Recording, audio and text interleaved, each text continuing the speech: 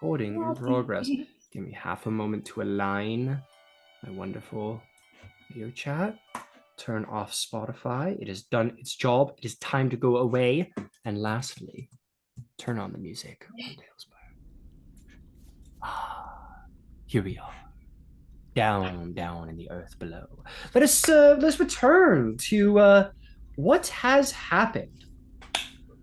So, the party had ventured into the swamp and were attacked by 4 constrictor snakes, having left Stilbin with the mission to recover relics. Relics for the clasp, the criminal guild that has spanned Tal'Dorei far and wide.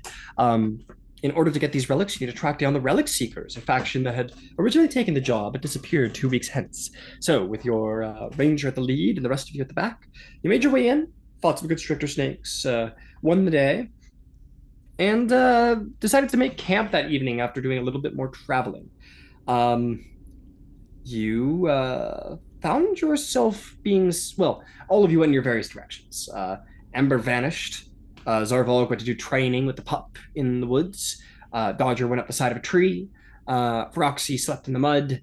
And Finch and Yvain wondered who these people are, that they are all so strange.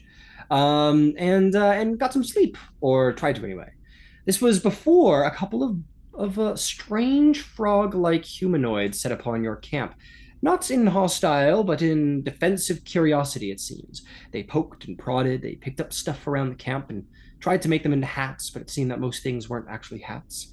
Poked a couple of the sleeping members, and luckily Finch was the one awoken. Finch tried to be diplomatic and played show and tell with this strange race of humanoid frogs and said, "This is a pauldron, this is a shield, this is a sword," and they went, "Ooh, ah," and made fast friends.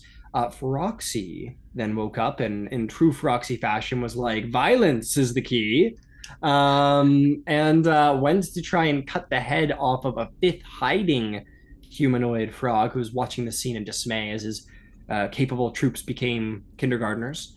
But before Feroxy could land a blow, a couple of well, actually, you just headbutted him in the head really fucking hard and like broke his entire frontal skull area. And all of the other bullywugs formed up, and Feroxy slowly put the blade away, put their hands up, and to all of your surprise, it seemed that this was some kind of sign. This very slow and intentional movement Feroxy made, placing the blade away.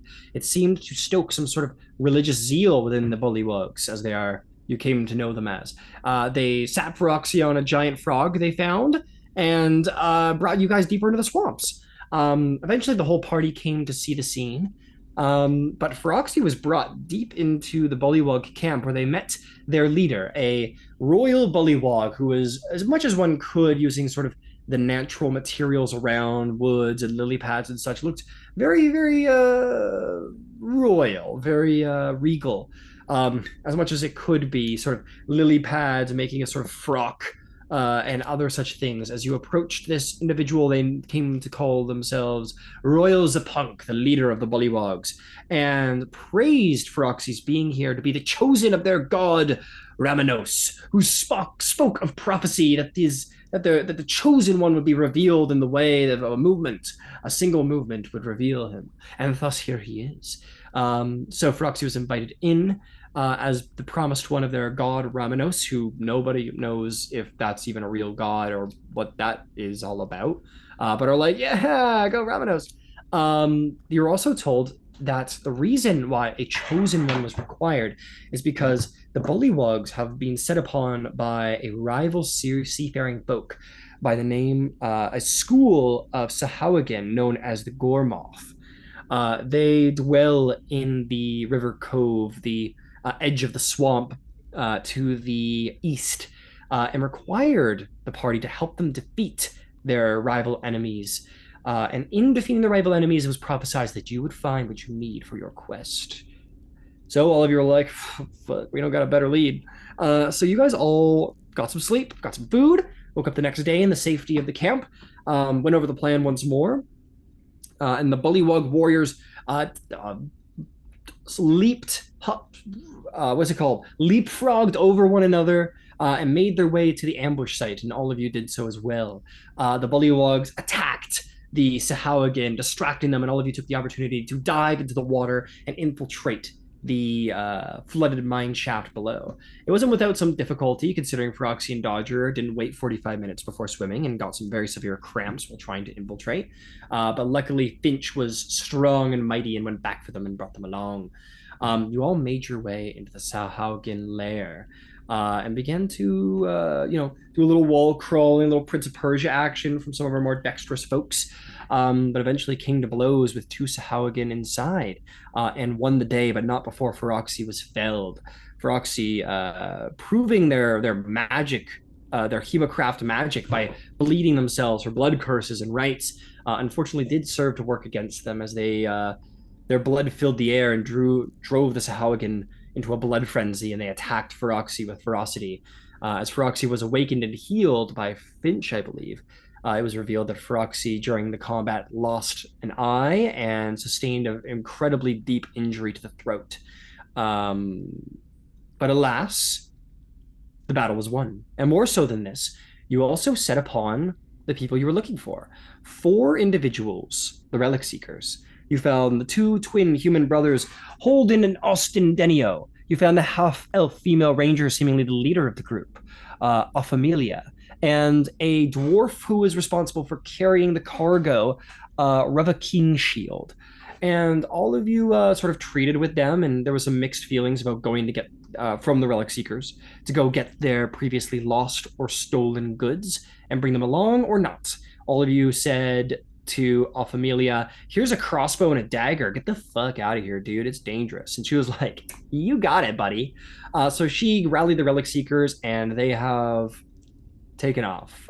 They're like, that way for the relics. We're getting out of here with our lives. Thank you very much. So they have left the scene of the action, and that is where we pick up today, as Yvain steps off from the slick stone wall, having completed her wall crawl over to join you all. This is where we pick up today. You find yourself in the flooded mine that is inhabited by the Sahaugin. What is it that you would like to do?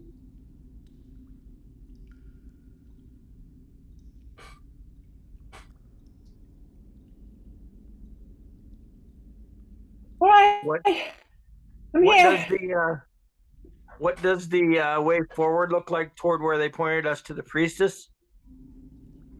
It's Looks like pretty that. watery, if I remember. Yeah, it looks like I don't want to reveal everything, but you would see like basically it's a long pool of water. You see stairs into another section of the mine in the distance. I believe Ophemelia told you that that was the way to their leader. You would also see to the left here is another route around, but essentially this is kind of the path forward for now, and the waterway extends onward.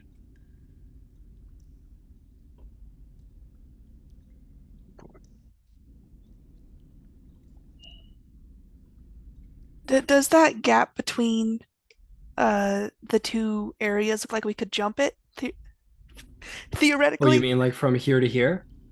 Uh, other way? The like other is that a platform or is it just a wall where the little bubble is right now? This here? Yeah. I think that's supposed to be the roof. Oh, okay. Yeah, It's just walls sorry. then.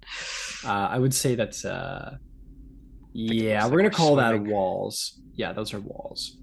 Okay, but we could try to jump to that other one if we don't want to swim, You theoretically. could try and jump over to like this little island here if you wanted to. Yes. But we're gonna swim eventually. Is that correct?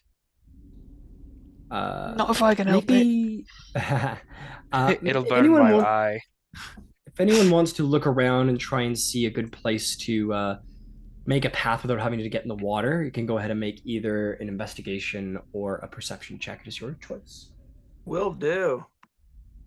I'll give it a try. With For Zarvul. sure. 17. 17. Oh man. That's a 20, not nat. 20. Very nice. With disadvantage, I got on that one. So Oh, Oh. your eyes 21 are for investigation. 21 for investigation. Very nice. You try and I Yeah, keep I in go mind to you just look and I get salt water in my eye. And it yeah, burns. you like go to look and you just get this like you get lightheaded for a second, kind of lean up against the wall, and you kind of have to focus on your breathing as the energy loss hits you very quickly as you're from your throat injury. But yes, for the rest of you who rolled incredibly, if you wanted a route, you could see that yes, there is this little center island here that seems to be the unavoidable path if you want to stay dry. But beyond that, you do see that there is a walkway from the previous sort of mine structure to the left. So if you were to hop to the middle island, you could try and hop to that walkway. If you want to pull a little Ezio, little Assassin's Creed action there, would take some fine maneuvering and some fine climbing to succeed upon for sure. Yeah, let's avoid swimming with the fishes if possible. All right. So if that's the case, Zarvolg, you come up to the edge. Fen is there with you and kind of looks at you as you're like preparing to do some cool wall crawl, wall climb shit, and your dog just sort of like looks at you with his tail wagging. All right. How far is the jump? It's definitely gonna be a climb situation. There's no platform. It is a 20-foot jump to sort of get on there without hitting the water. It's a pretty decent jump. What is your strength score? 15. 15. So just so everybody knows how jump mechanics work, if you have at least 10 feet to get a running start, which means you basically need to be back a square. You can start at the back of that square and run into the next square. You can jump your strength score in distance as far as long goes. And then it's 3 plus your modifier in height. So that's how jumping typically works. But if you want to try and make that extra mile, I'll give you a athletics check. All right. Well, does it look like it looks like I can climb up though if I do go into the water, right? Yes, for sure. All right. I guess I might as well try it, and I'll climb if I have to. Okay, you step back, get a running start. You go ahead and make an athletics check. Yes. Put some more power into your legs. 19. Hey, that'll do the job. You go running and you jump off. You make a very impressive 20-foot jump. I'm gonna say like your foot sort of you catch and your foot sort of barely sort of disturbs the top of the water, but doesn't go in. And you manage to sort of latch yourself onto the side of the wall there. Okay, I'm gonna make my way down close to the water and try to call Fen into the water. At least he's not gonna make the jump. Okay, you're like, come here, buddy. Yes, he does the thing that dogs do, and they're getting ready to go down their first step, where he kind of wiggles his bum, and he puts his paws down on the side, kind of, and he'll sort of wiggle his bum, and then he'll jump. Monster splash. Exactly. He'll just do the into the water. There it is, and he'll sort of make his way over. As he gets up to you, you can try and grab him, put him on your shoulder if you want. Yeah, I'm gonna try and haul him up. Go ahead and make me an athletics check to basically use one hand to like grab your dog and pull him up onto your shoulder. 15. 15. You're a strong fellow, Zarvolg. You're a strong fellow. You managed to get your dog and you kind of put him on your shoulders, and he kind of like, you've kind of trained a little bit with him for this, and he kind of like holds your shoulders the best he can, but it is heavy, Zarvolg. It's fairly heavy. Yeah, he's a big dog. It's definitely going to make your DCs a little higher going forward. I also will say, Zarvolg, in the water ahead of you, you see a fin. Oh no! All right, but Finn's out of the water now. Yes. Yeah, he's on your shoulder. Your foot is like right above the water surface. You see this fin sort of No. Oh god. Alright, well, we're gonna climb anyway, so we can get out of the way for everybody else to jump over. Okay, you sort of you start climbing up the side there. It's fucking really fucking hard. Basically, you're going like in because you're half speed when you're climbing, and then it's another half speed because you have a second creature over your shoulder. So in the 6 seconds, you only get another 5 feet up that wall. But it's certainly enough. You think as the shark is getting closer. Bum bum bum bum bum bum bum bum bum bum. Let's see how far up the wall you are at this point. That would be, yeah, you were down there, so you went 5 feet up the wall. I'm gonna say, let's see if that shark gets you. What did I make this shark? Yeah, let's see. I want a cannonball on top of the shark. I was thinking the exact same fucking thing. I was gonna say that sounds like a Feroxy move. So I'll tell you guys what. As the shark is approaching, you guys are like, "Oh fuck!" Let's roll a little initiative. Oh, fuck yeah. We're gonna get some.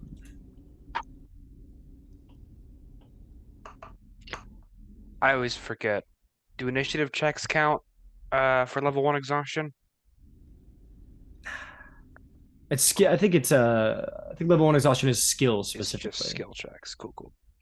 It's. I might be wrong, but go for it. Just as fine. Just go. It's all good. We'll figure it out later. Oh, Raw, keep your secrets. I gotta get some music going.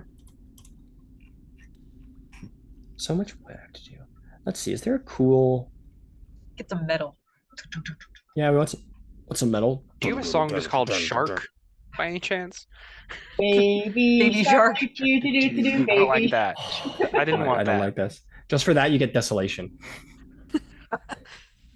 I think Feroxy's heading there either way. You guys get Astral Dreadnought, which should be should God. be a little, should be foreshadow. That's about on par for what we're going for.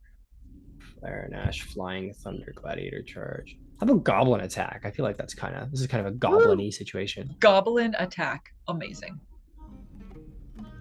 Oh yeah, I fucking love this music. Yeah. Yo, shit, who's got the tambourine? Right? Nah, it's it's almost too goblin-y. I don't want to disrespect the goblins. Here, let's do cultists. Oh, that's ominous. This is some shark music. I'm into this. There's a little metal in there. All right, hate let's how do the it. shark is shaking in the water. Yeah. I fucking hate sharks. It's chilly in that water. He's cold.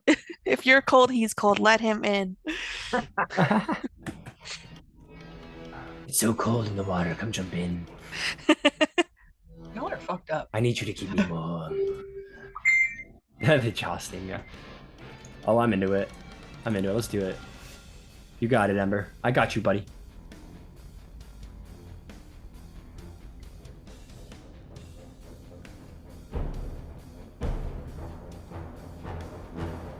Yeah. Perfect. All right. Honestly, no. It's fine. I got more important things to do than just mess with music for a couple hours. Okay, let's see. That is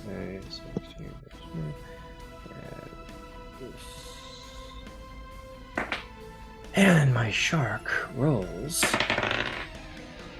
Ooh.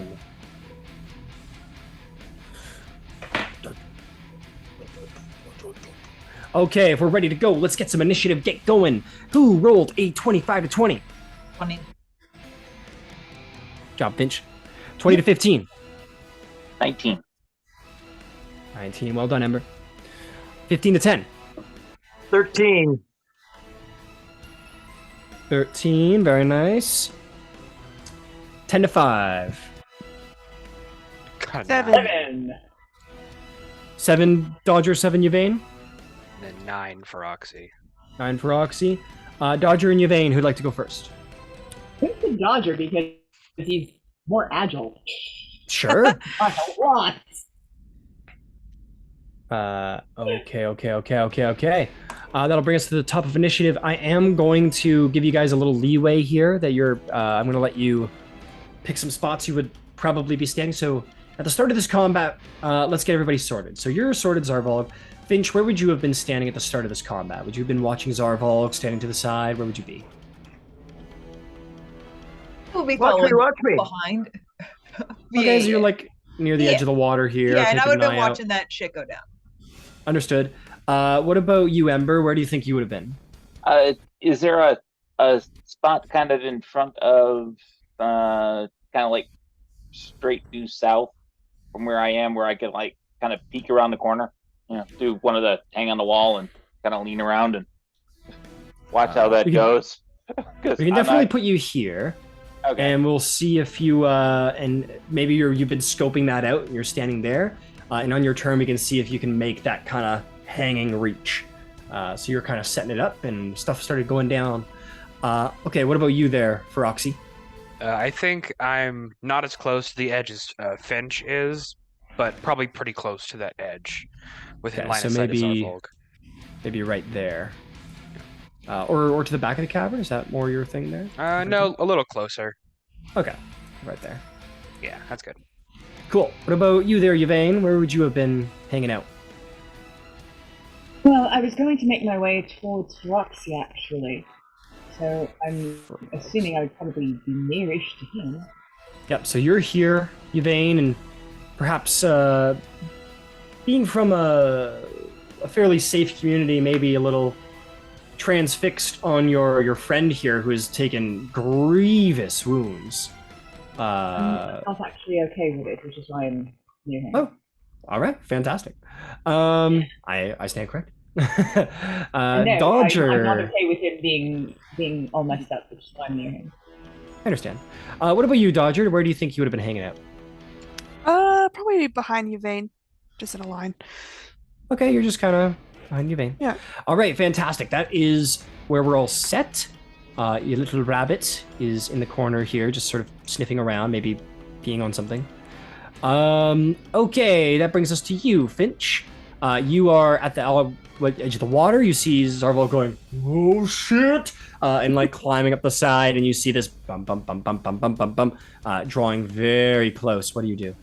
Can I jump off and try and smack it in the face with my hammer? You, of course, you can. Like slow Let's give it a motion. shot. So first and foremost, what is your strength score? Where are we now? It's 16. 16 is a bit of a jump. So you're gonna need to step back 5 feet to wind up for a big jump. So 5 feet back. Let's go. And then you're gonna go 5 feet forward again into a run. So that's 10 feet, and then you're gonna jump. I need an athletics check from you to see if you can make up the distance. So what is your strength score one more time? Is 16. 16. Okay, it's gotta be a big one. This is a pretty far jump. Don't fuck me. 19. 19 is very good.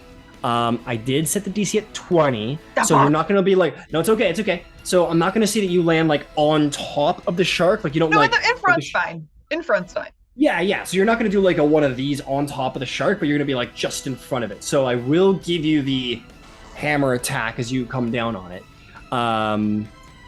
I will give it to a disadvantage, however, so you didn't quite make my DC, but I'll still give you the attack. Okay. So roll the hit with that disadvantage. Yep, roll to hit with disadvantage.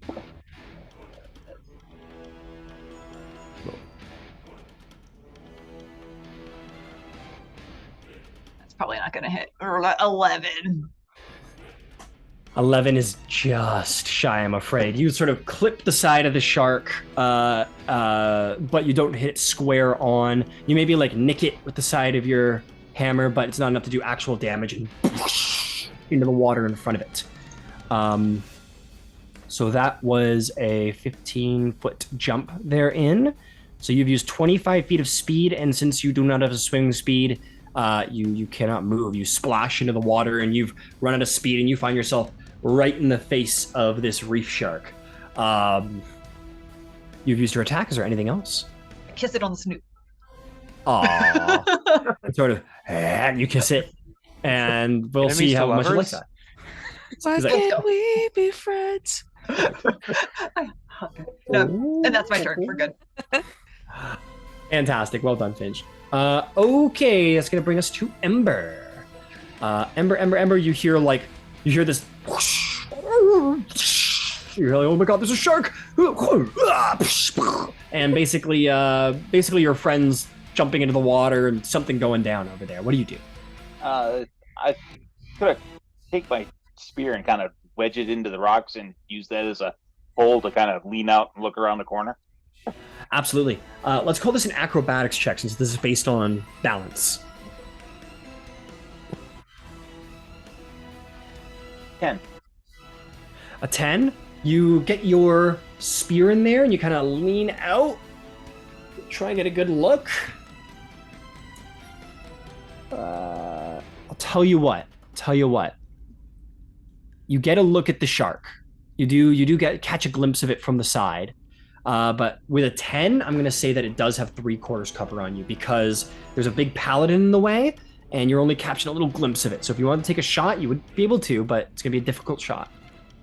I'll try it. What the heck? All right, go for it. Give me an attack roll. Dirty 20. That will do. Despite the hard shot, you sort of focus in on your magic and you sort of do this like curved flame shot and sort of, and it whisks around the side, travels over Finch's shoulder. Go ahead and roll damage. 13 points. 13 points. The moment the fire blast hits the water, there's a huge moat of steam that goes off, and the shark definitely didn't like that. How much damage? One more time. 13. A huge impact on the creature, and you can see like a horrific burn mark down the side of it. Finch. There was some heavy damage there. Anything else, Ember? Nope, that's everything for me. Well done. All right, that is going to bring us to some nearby spectators. This flame goes off. Finch is jumping in action. This Sahaugin is like, what the fuck? What are you doing to my shark? He doesn't say that. But he does like speak. He goes, and you hear sort of in the, through the cavern, you hear, and calls some reinforcements to action for sure. So that's what he does. Just sort of alerts everyone to your presence, and he is going to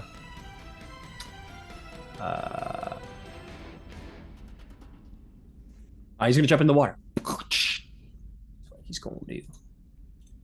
He's going to splash, jump into the water. 10 feet into the water. We'll call it 15 feet into the water. Sploosh!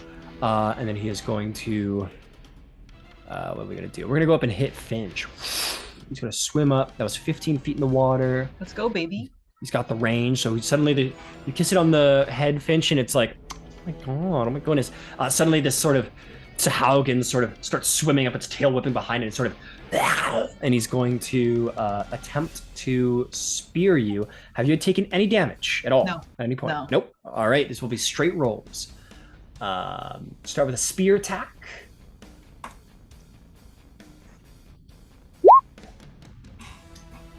Oh, yes, of course it does this. 12 to hit. No. No, he does sort of... It bounces off of your brawn armor, and then he's going to lean in with his sharp teeth and sort of try and take a bite out of you. That is going to be a 21 to hit. You just hit. Oh, you can't quite get your shield in the way as he like claws under your shield and climbs over it and gets a good bite out of you. That is going to be a whopping 5 points of piercing damage. And that is what he is going to do for now. But you do see he puts a hand on the fin of the shark. And as he does, the shark sort of like straightens out and prepares to sort of take a turn as if there's some sort of influence there by mere presence. That is what that one does. I got more of these boys around. Yeah, these guys over here are just going to go, and they're going to just jump off. Oh my my god, he jumped! 15. He's gonna go 25 feet over here. No, I think he's gonna dash. He's gonna dash here, and he's going to mount up. And this guy over here is going to do a little 5, 10. That's a difficult jump. We'll do a little roll for that. Yeah, this guy is like doing some acrobatic shit. Not that you guys can see this happening, but he like runs and he goes, and he like super cool 3-point lands there. And he goes, and he goes to jump without much speed, and he fully just like hits the side of the wall and falls into the water. He tried to be cool. He failed, is what I'm trying to say. And as he falls into the water, he's got 10 more feet of speed. So he's just going to accept his fate and be a swimmer. And he's going to swim that 10 feet. And I think he'll dash as well.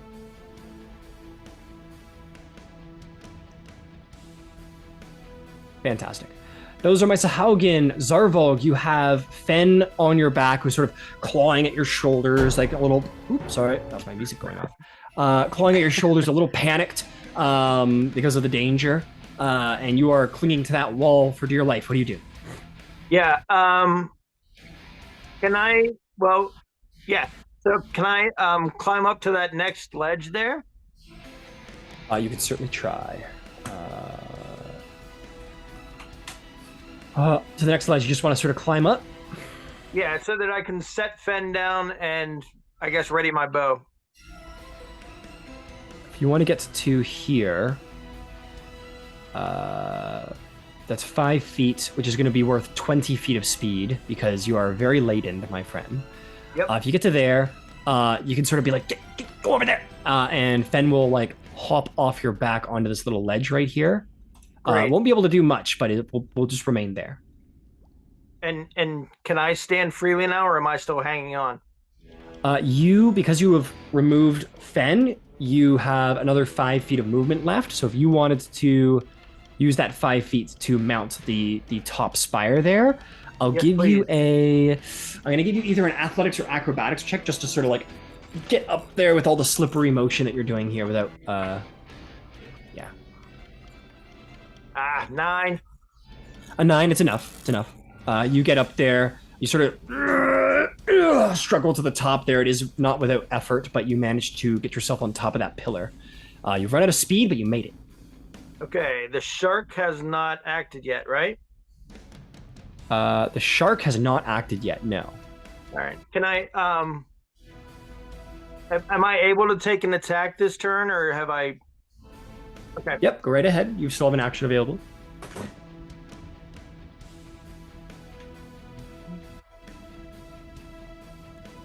Oh, and I want to cast my Hunter's Mark on the shark, too. All right, only in your perception can you see a green X mark your target. Nice. Oh, yeah, so I started that at the beginning of the interaction with the two Sahaugin before. It goes for an hour. I'm assuming we're still within an hour? Okay. Yeah, we're still within an hour. All right, and I got a crit 20, nat 20. Go let him roll damage, but that's one dead shark, my friend. That is some hella damage. Poor little reef shark, he didn't even get to bite you once. I should have given him an attack. That'd have been cool. 15. 15 damage. So as a reminder, when you crit, we do perfect rolls. So, yeah. So if 15 will more than suffice, you take this shot and you have an arrow right now. So you just sort of point blank, for all intents and purposes, it's not a long shot. You just send this arrow straight through, like in between its eyes, up through the skull, crack through the skull, take out the brain, and the shark just like there's the and just starts to float like a meat in the water. All right. Now it's upside down because you killed it. Aww. And that'll be it for me. That's it for you. Well done, Zarvolg. The hunter has made a slay. For Roxy. What's the play, my friend? What's the play? Oh, I really can't see much. You or your character? my character. I'm gonna walk to the edge of the cliff there. 10 that feet? is 10 feet. Cool. 20 left. What's the You could see sort of this situation going on. You heard some sort of like war cry at the back of the cavern. You expect reinforcements are on the way. Gotcha. They're smart. They'll come from a different side. I think I'm gonna jump to the rock that Zarvolg is on. Okay. Okay. What is your strength modifier? 16. A 16. I think I'm gonna give it to you because that is pretty much exactly, and you've already got your running start. It is a little slippery though. I'm gonna go ahead and give me like a fairly low DC acrobatics check just to see if you can get a good handhold when you get over there. Acrobatics or athletics. I'll give you athletics as well if you want to roll that. Much better. Thank you. No problem. Oh, merciful dear. Okay. That's gonna be 14 disadvantage. 14. Yeah, you get over there. Your hands go wide, and you just grab it to the point where you like scrape some of the skin off of the edge of your fingers, but you manage to grab a hold of it, grit your teeth, and maintain your climb footing. Cool. Was that jump my action, or was it part of my movement? Part of your movement. So Cool. you have 10, you did 15, you have 5 feet left. So you're a little, unless you got a climb speed, you're pooched for speed at this point. Yeah. I'll just like action dash, and I want to go the opposite way that Zarvolg is going to kind of go around the other end of the obelisk thing here that we've got. Okay, you did a pretty good roll, so I'm going to give you... So you are able to scale along the wall to, at this point, we're going to say. Sweet. Yeah, half speed for people without a climb speed, but you do roll well enough that you're able to sort of like use the pressure of sort of compact force and are able to sort of like scale along the rocks and make your way over there. Cool. All right. Well done. Bonus I'm action. not gonna bonus action hurt myself this time. That's whenever that's I great to do, the hear. paladin goes, ugh. So I gotta control that. I'll wait till the last minute. I gotta control the urge to beat the shit out of myself, if not just for the people around me. Okay, Dodger, it's your play. You've seen a couple people do some daring leaps and bounds, and splashes. There's some splashes, some blood in the water. What do you want to do? Let's go. Excuse me, pardon me, and I'll go around Yvain, forward to the edge. So that's going to be to go through an ally space's half movement. So 5, 10, 15, 20, 25 to the edge. Can I see the dude? This guy over here, Sahaugin. Yeah. Let's see. I'll tell you what. I'll give you the same thing I gave to Ember. For 5 more feet, you get right to the edge there. If you want to do a little acrobatics check to see if you can kind of like grab a handhold and do a lean, you can just certainly like try. Dig a dagger into the wall and lean. Yeah, exactly. Give me a little acrobatics check. Not terribly high DC, but just to see if you manage it. Balance your way over there. Ooh. Acrobatics. Well, that's a 10. 10? I'll give it to you. Yep, you're able to lean over. I'll say it's not the best lean in the world. His so I'm going to give slips a little. Yeah, your foot slips a little bit, so you've got one hand available, and you're able to just sort of peek over there, so I'm going to give it half cover. Finch isn't concealing it from you, but I would say you didn't roll quite well enough to get a full visual. So it's AC is going to have I've a only got slight one bump. hand to attack it with, then? Yep, you only got one hand available, is using the other to sort of hold the wall. All right, I'll take my... how many do I have? Yeah, I'll take my other dagger out of my sleeve and just try to whip it at this dude. And you throw it around there. Go ahead and make an attack roll. Luckily, you have an Ooh. ally within 5 feet. Yeah, that's a 22 to hit. 22 will absolutely do the job. You whip this dagger around, and it is going to definitely pierce the enemy. Go ahead and roll damage with sneak attack. Damage with, that's a 2. What is my sneak attack again? Just 1d6? Yeah. 1d6 at this point, I think. 5 plus 6. 5 plus 6. No, 11. 5 plus 1, so it's a 6. Sorry. Oh, I understand. I understand. I got a 1 on the sneak. 6 damage. You. And it sort of. And you definitely planted a dagger in his shoulder, but he still seems strong and angry and ready to fight. I'm gonna need that back. And that's my turn. You got a bonus action. Would you like to spend it? Oh, actually, yeah, I'll bonus action hide. Yeah, the guy's like as you're up there and you're like, oh no, you can't see me, I didn't do it. Go ahead and make a stealth check. Okay, that's not bad. 12 plus 5, 17. A 17. As he looks up to see who threw the dagger at him, you are already back around the wall, silent and prepared to back press strike to again. the wall. Yep, back press to the wall. So he doesn't know where that attack came from, and he won't when the next one comes as well. Well done. All right, Yvain, you're up to bat. Danger afoot, and your allies need some help. What do you do? Yeah. So,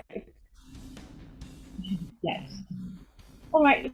So, how big of a jump would it be for me to jump onto the big fish and then blow poison spray at the fishman?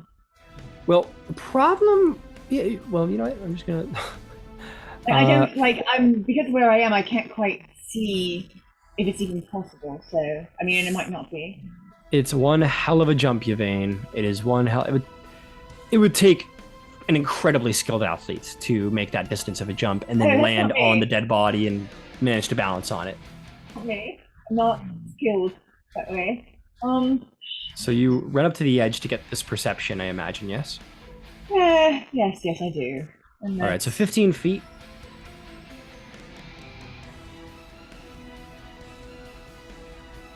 Am I able to cast Guiding Bolt at the moment without... Can I cast a spell, or do I need to have the thing? No, go for it. Oh. Guiding Bolt on fish person. Okay, if you want to shoot at the fish person, you do not have a line of sight right now, so we need to find a way to get you a line of sight. So... What if I lay... Can I lay on the edge and peek my head over? You certainly can. I'll be on the floor. I'm going to, be on the floor. The problem is... fall over. I understand. The problem is they're pretty far behind that wall there, Yvain. You might need to try and either follow your friends and jump onto the other wall or jump into the water. It's your choice. Shit. Especially now that Dodger's kind of front there. It makes it a little hard to do a lean. Spot, get another spot. God damn it. All right, so I'm just going to jump in the water next to Finch. I'm not a knight. Woohoo! Sploosh! You are in the water, my friend. Can I jump towards the fish man, though? What is your strength? What is your strength score? It's shit. It's 9. My strength score Got is it. 9. So you sort of jump here, and I'm going to give you a little extra distance because of how falling works.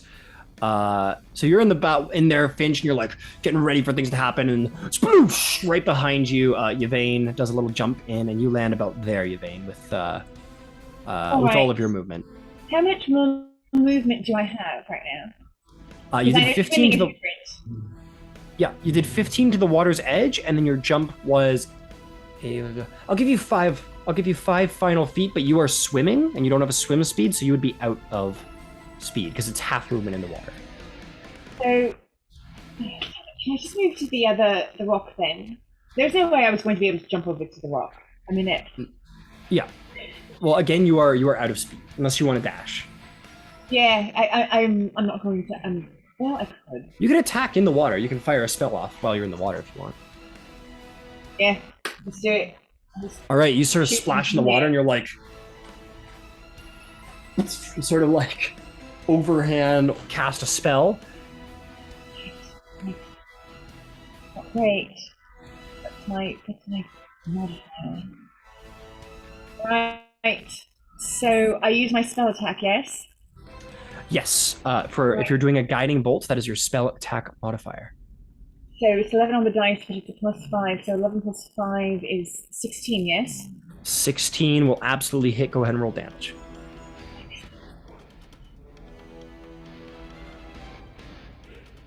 Yeah.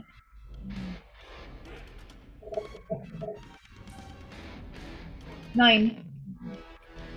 9 points of damage to the Sahaugin. And the next person who hits it will have advantage. Yes. So you take you blast this energy of like silvery white light out of your hand, and it bursts into radiant energy across the side of the creature and sort of wraps around him and encases him in this silvery light that makes it a nice, pristine target for the next blow. There is blood in the water, and it is the enemy's blood. Well done, Yvain. If there's nothing else.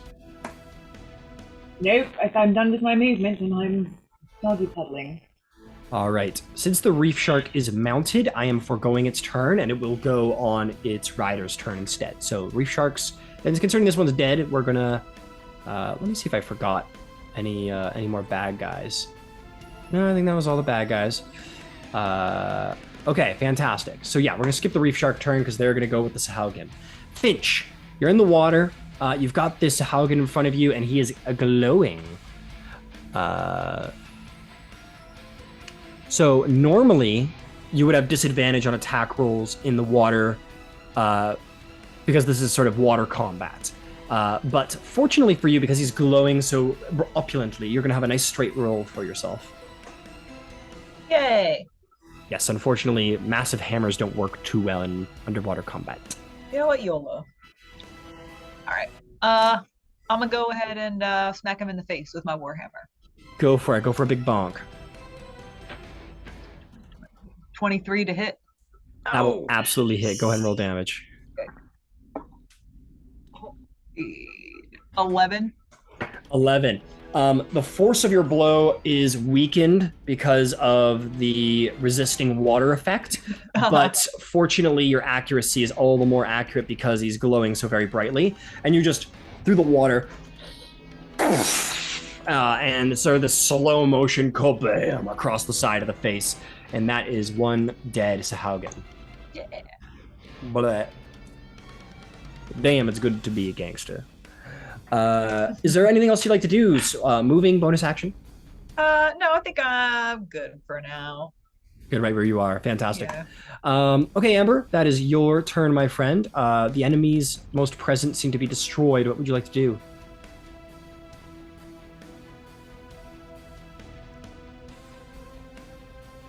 Can't hear you, muted.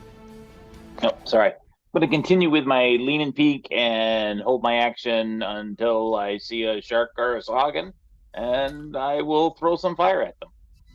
Understood. You hold your action. That brings us to the Sahaugin turn. The Sahaugin is climbing up. He's going to get up there. No, he's in the water. That's a little high up. He can't get up there. He is instead going to go for a big 40-foot swim to see what he sees. Do we have a Century Warlock in visual sight? No, we do not. So this Sahaugin is going to go under the water and is going to do a little dash action over to here. Because he's so deep under the water, he will not be seen at this time. These guys, I think, are going to do a similar little show. Reef Shark going with. Yep, and a little dash action from them. We'll bring it to 40 feet here, and I'll get just around the edge, lining us up for a nice shot for you, my friend. So you have two choices. You can either fire upon the Sahaugin or the shark that is under the water. The easier shot is absolutely the Sahaugin. I will shoot the rider. Very well, go for it. You have, straight roll. 17. 17. Before we proceed, what is the distance on your shot? It's like 120 feet. Yeah, you're absolutely good. Attack hits. Go ahead and roll damage. 11 and 2 is 13. 13. He goes, "Ow!" as he takes 13 damage, and blood spills out from the side of him. He is bloodied. Well done. So that was the dash action. He gets to there, and he's going to see you, you mean mustached man. And you are very far away. You are about 60 feet away.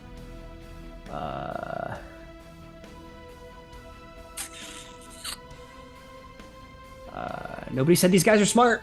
They're kind of smart, but he's going to try anyway. He is going to whip his spear at you at disadvantage because that hurt. How does a 7 do, Ember? That will be a miss. Ah, man. That'll be his turn. And that'll be the Sahaugin turn. That brings us to Zarvolg. Zarvolg, what do you do? Can't see him from my perch, right? You see the water's sort of disturbed in that direction, but no, you can't see the enemy. Okay, I would like to find the easiest route over to where I can see what's causing the disturbance. Oh boy, I don't know if there's easy routes around here. I'll tell you what, if you want to do an acrobatics check, I'll let you try and do sort of like a bounce from rock to rock to rock to try and get a closer vantage. Yep. Okay, that'll be 24 feet. We're gonna set the DC at let's call it a 12. Nope, got a 9. A 9? Ooh boy, buddy. I'll tell you what, roll me a D20 to see if you slip left or you slip right. All right. We're gonna I will say catch you. 11 to 20 is right. 10 to 1 Right. is okay, right. You are sort of running along there, and you hit this rock, and your foot sort of zip, and you're like, ah, fuck, and you down the side of the rock face. Ow, and you land down here. You're gonna land a little prone, and you're gonna take some fall damage. Am I in a pit? Nope. I'll tell you where you are in a second. You're gonna take 4 bludgeoning damage. As you shake your head and look around, I guess you're more sort of at like a central standing position on the island. It has a little vantage here, but it's not hard to get in or out of. Oh, can I see? Your perspective is from the ground. I would say you're out of speed enough to stand up unless you wanted to dash. Okay.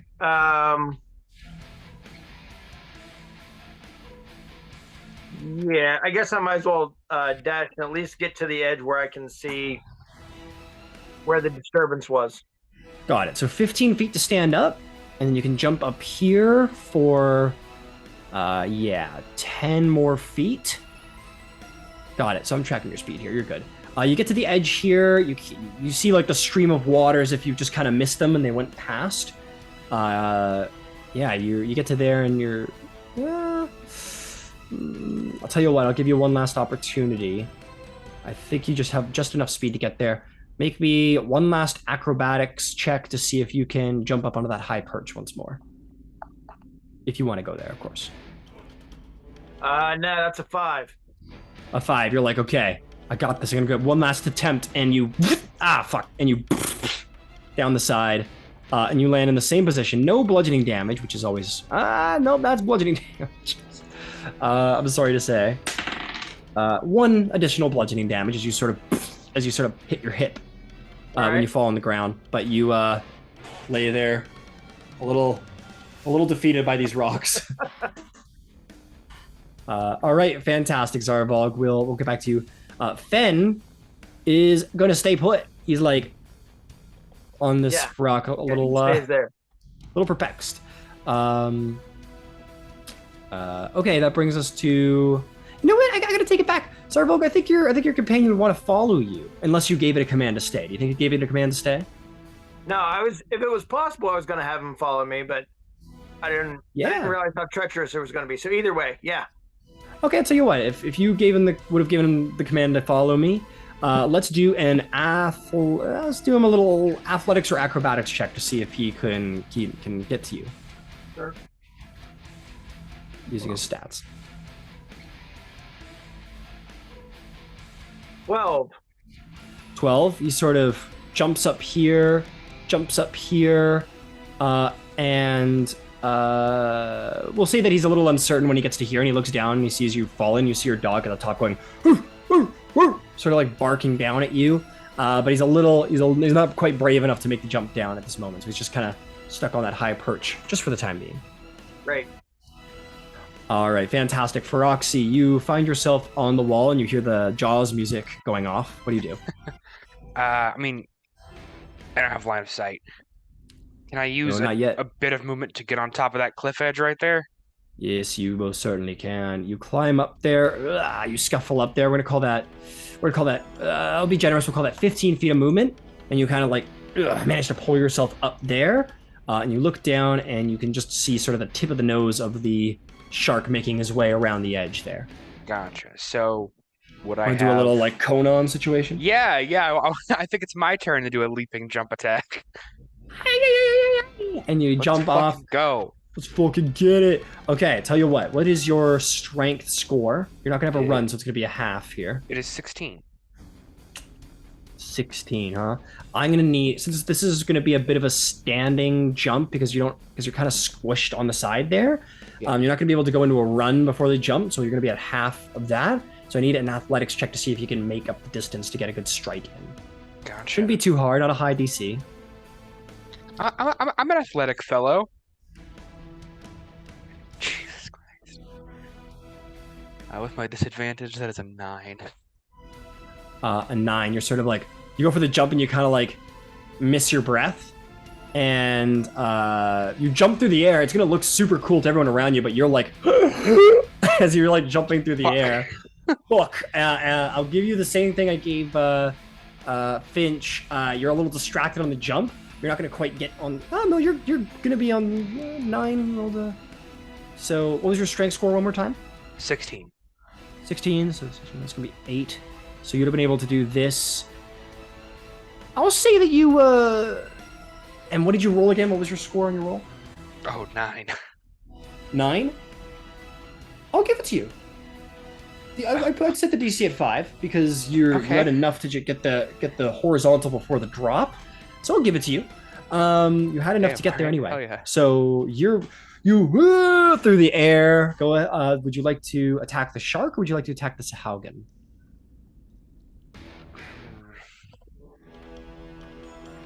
I'm not aware this Sahaugin has been hit, probably. Yeah, this is definitely like a snap moment, like you're in midair and you're like, what am I going for? I'm gonna hit the shark because that seems... You always kill them out first. Fair enough. Go ahead and make an attack roll. Hey, that's not bad. Highest roll of the session.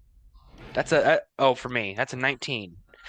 A 19, and the Sahugin's like, what the fuck? As you jump through the air, and go ahead and make a damage. Gouge throat, man. Bleeding out of the neck, one eye gouged, going through the air, and he's like, is that a pirate?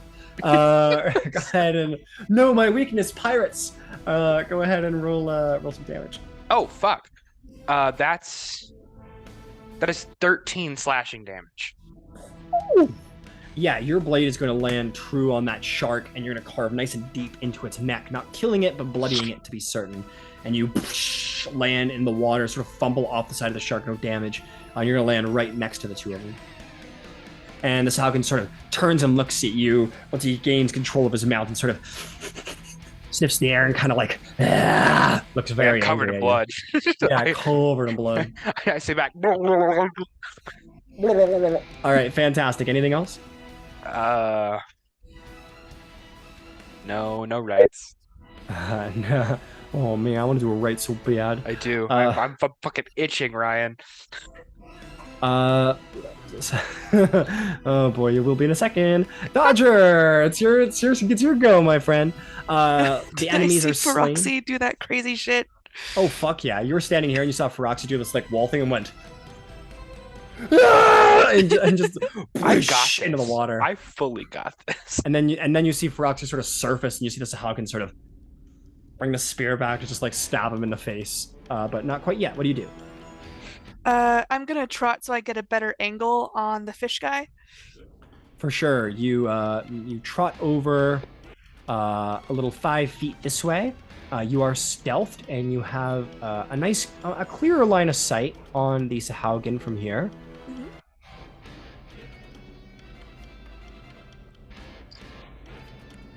It's a 50-foot distance to it. It doesn't see you there. Pull out my short bow. Yes, you do.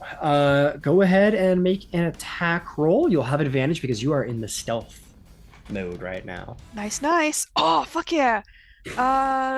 That's a 19 plus 5 for a 24 to hit. 24 will absolutely hit. Go ahead and roll damage on the Sahaugin. What's my short bow? Okay, not bad. A d6. 1, And I get sneak because I had Advantage. advantage. So that's 9 points of piercing damage. 9 points of piercing. That's great. And as he's like bringing the spear back to just yank you in the face, Rux, you're like, no, my other eye. An arrow just sort of sinks through its throat, and it just sort of falls limp on the side of the shark and falls off the opposite way into the water. I'm gonna become friends with this shark. Oh yeah? I can do this. Come on, Mr. Shark. We'll be best buddies. Well done, Dodger. Is there anything else you'd like to do? You have movement and a bonus action hide again. Bonus action hide again. You drop into stealth. Go ahead and roll some stealth check. What's my stuff? Dirty 20. Very nice. You are like the shadow. Well done. All right, that brings us to Yvain. Yvain, you're in the water. All your cool gear's getting wet, but that's okay. What do you do?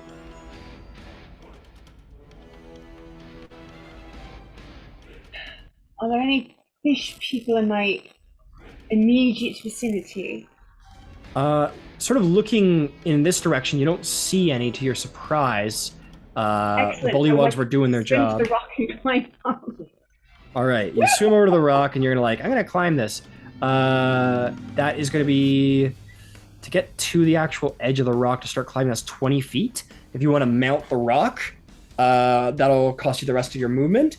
But go ahead and make me a athletics or acrobatics check. Acrobatics, because it's a 10. Fair enough. Oh! 4. Nothing terribly dramatic. Oh no, you know what? We're gonna make it funny because it's got to be funny because this is level 2. You like grab a hold of it and you're like, I am a pretty good climber. I can be a ranger. I know I can. And then you fully, like, as you're pulling up, and you're like, I'm a failure, and just into the water, and realize that perhaps your dreams of being a ranger are not to be fulfilled today. You have an action and bonus action left, Yvain. Well, can I use any of it to try to climb again? If you want to dash action, I'll let you do another roll. Yeah, because I'm not. I mean, there's nothing for me to hit, and I'm not good at swimming. Yeah, I'll give you one more roll. Go for it. If you dash. I mean, it's not much better. It's a 10. Oh, you get on there for a 10. That's okay. You're like, okay, now I got it. Now I'm a ranger, just like Mama wanted. And you get up there. Are you going? So you mount out of the water. You pull yourself up out of the water. You got 10 more feet of movement because you're at half speed on this wall. You're going up horizontal. What are you doing? All right. So there is a as I'm looking at the screen, it's screen left of me. So Okay. I would try to work my way up to that platform, but I don't know. There's vertical and horizontal space, and I don't know. That's what I'm going towards. If I can do it, great. If not, get me near there. So you want to try and be there or like up here? Yeah, you got. That would be 10. great if it could happen. I will. That's So here's what what I'm I'll. going for. Yeah. So you have 10 feet of speed left. So you're not going to have enough speed to get all the way up here. If you wanted to try and land here, I'd let you do it, but I would consider you to be squeezing, which means when you try and occupy a space one size smaller than your own, it means you kind of have to like fit up there, and you get several disadvantages to stuff because you don't have a full combat square to use. I'll take it. All right, you take it. Oh, it's a win. Yep, you managed to get there, and you're very much sort of like on the ledge on the cliff face. You got your back to the wall, so you're at a disadvantage for a couple of things here while you're just perched here. But you make it. Bonus action. I don't have anything, but on my next round, would I be allowed to adjust myself so I wouldn't be at disadvantage for the round after that? Yes. All right, thank you. No problem. Okay, once more, we are skipping the reef shark turn because it is currently being utilized, shall we say, by the Sahaugin. The So guy's Finch dead now, right? is dead. But you'll see. Don't worry, you'll see. You'll know what I mean. All right, Finch, you hear splashing in the water, sort of back the way you came to the left. What do you do? Can I turn around and start to swim like towards the splash? Most swim certainly. towards the sound. With 15 feet as straight as the bird flies, you are going to get to here. You don't see what's going Can't on, but see you can hear jack sort shit. of. Yeah, can't see jack shit. You want to dash? Yeah, let's go. Okay. You're going to dash. Whoop! I completely found myself in a wall right there. So you can go a little bit mid if you want and get a full visual if that's your speed, or you can do a little bit more direct to get a little closer. Yeah, let's do that. All right, so you go a little direct, and you can kind of see the shark. You see the body of the Sahaugin sort of floating in the water, and the body of the shark sort of whipping around in the water, thrashing around a little bit. You're getting closer. Bonus action? I don't think so, right? Because I'm not going to be able to see. I can see Feroxy, right? You can see Feroxy. Yes, you can see his head. You can see his head poking out. Is the only enemy that we're aware of this shark left? I would say so, as far as you're aware. As far as we're aware. As far as you're aware, you heard a couple of sort of war cries back there, but you don't know where any of the other ones are right now. Okay, if that's the case, and I can see Feroxy, then I'm gonna grab my amulet and I'm gonna cast Shield of Faith on him. All right, you grab your symbol of Bahamut, and you focus on the tenets of Bahamut of protection and justice. And you know that you might not be doing anything that requires justice right now, but certainly protection. And you cast it on Feroxy. Feroxy, the Faith of Finch will protect you in the face of this trial. You'll have a +2 to your AC going forward. That's my turn. Fantastic. That brings us to Ember. Ember, you see your friends sort of trying to make their way along. You see that shark just barely through the corner there. I'd probably give it half cover, but you can take a shot if you want. Yeah, we'll take the shot. All right, fantastic. Go for it. 24. Holy shit! Yeah, that'll do. God, you guys are supposed to wait a couple levels before you start rolling like those numbers. Yeah. It was an 18 on a die, so that helps. And that'll be a nice round 10. Nice round 10. Cannon of Eldritch Power. That is one dead shark as you blast it, and it just sort of burn through the side of its what these called, the things they breathe out of. Gills. Thank you. You sort of burn through the side of their gills, and it sort of does a little rigor mortis thrash as it sort of is cast aside from you, Feroxy. Once more, an enemy slain right in front of you. Feroxy just can't get a fucking kill. He's trying so goddamn hard. You'll get one for Roxy eventually. Speaking of which, Feroxy. Dun dun dun dun dun dun dun dun. Oh no! I'm fine. You're my like, AC 's oh man, boosted." not another. Oh, and you feel a little poke from below. Yes, from below. Oh my! You are, oh my! You are bleeding, and your blood is in the water, so it is I going left to the try. brothel. You thought you left it, but here we are. 14 to hit. That's a miss. That's a miss. You feel this sort of spear thrust from below, and you manage to sort of like, oh shit, what's going on down there? And it's gonna try and bite your ankle. Gotcha. 15. Also a miss. Also miss. You're like, fuck, and you're like kicking him away, and he's trying to like stab you and bite you, and he's like, nah. And he is just going to swim down 5 feet. You may take an opportunity attack if you wish. It will be at disadvantage because you are using a great sword in the water. I would love to.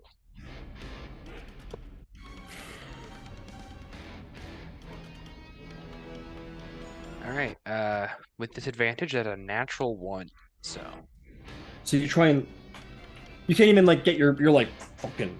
You're trying to like swim and use the weapon at the same time. well, I and can't swim. That's the thing. It's just you're just going like this, like you're using like the vertical paddle with your great sword. But yes, the Sahaugin sort of goes underwater, and apparently the only intelligent Sahaugin here is like, maybe I can swim underwater and breathe underwater. Maybe I should use that environmental advantage to my advantage. No? Yeah. Anybody else? No? Okay. So he's going to stay underwater because it's safer there. Zarvolg, you are on your back, realizing that climbing hasn't gone well just now. Right. What do you do? Yeah, I'm gonna get up. Up. And let's see. What's yeah, is that like a walkway over there to the right? Yeah, to the right there, you see a much more stable footpath with sort of shoveled down concrete tile and wooden rails. You were told that this was previously a mine shaft, and you think this is a piece of that structure. Okay, and does it look like from over there I can see a decent portion of the cavern in the other direction? Absolutely. So from here, if you sort of stand up and look around, you kind of got like a big sort of overarching visual in this direction. You realize that walkway will take you to that staircase.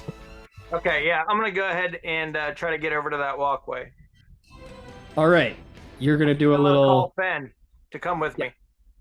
He's like, and he's gonna try and do his best to come with you. So you want to try and jump over there? Yeah. 10. So you get. It's one hell of a jump, my friend. You can try and like jump and grab the rail, which would be easier. I will. Yeah, I mean, might as well give it a try, right?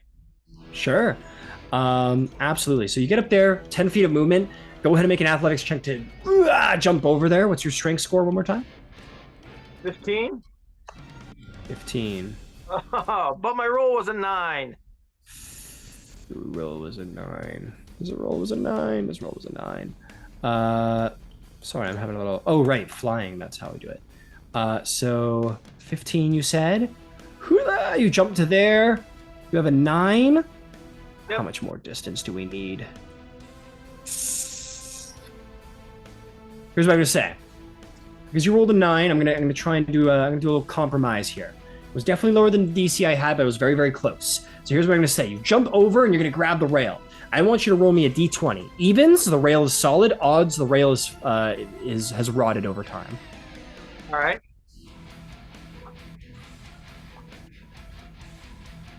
Eight. That's even. Even's good. You jump over there and you're like, you're just about to get it. Your finger just managed to wrap around the rail and your whole body sort of poof into the side of the wall. But luckily the rail is strong enough that it is able to hold you there. So that was your speed to get to that railing right there. Let's see how Fen does. So Fen's going to be like, bork, bork. And he is going to run along here and he's going to do a big jump to try and get over there. Go ahead, make me an athletics check for Fen and let me know what Fen's strength score is. Yep. Bravest little dog in the world. Oh, yeah. Fen's strength is a 13 and he rolled an 18. Oh! Damn, Fen. You see Fen sort of run down the rocks and go, and you guys see this beautiful war mastiff just gracefully sail through the air. If this dog, like in another life, this dog was a bird, and it's going to goes and he's going to land here. I think he is going to. Nah, you know what? Fuck it. Fen's awesome. Fen just lands. Fen's the most capable member of this group. He's gotten a kill, and our kills are even. But Fen reaches over there and sort of like fumbles over, but like quickly grounds himself with his quadruped body. And that's, I'm gonna say, it's a little finicky, but I'm gonna let it happen because it's fun. He is going to use an action to come over here, and he's going to use the help. He's going to use like the help action to try and like he like grabs your shirt and starts like starts trying to like pull you over the rail. Love it. He's my hero. Fantastic. So I'll tell you what. If you want to get over that rail because of Fen's help, if you take the dash, you're out of speed.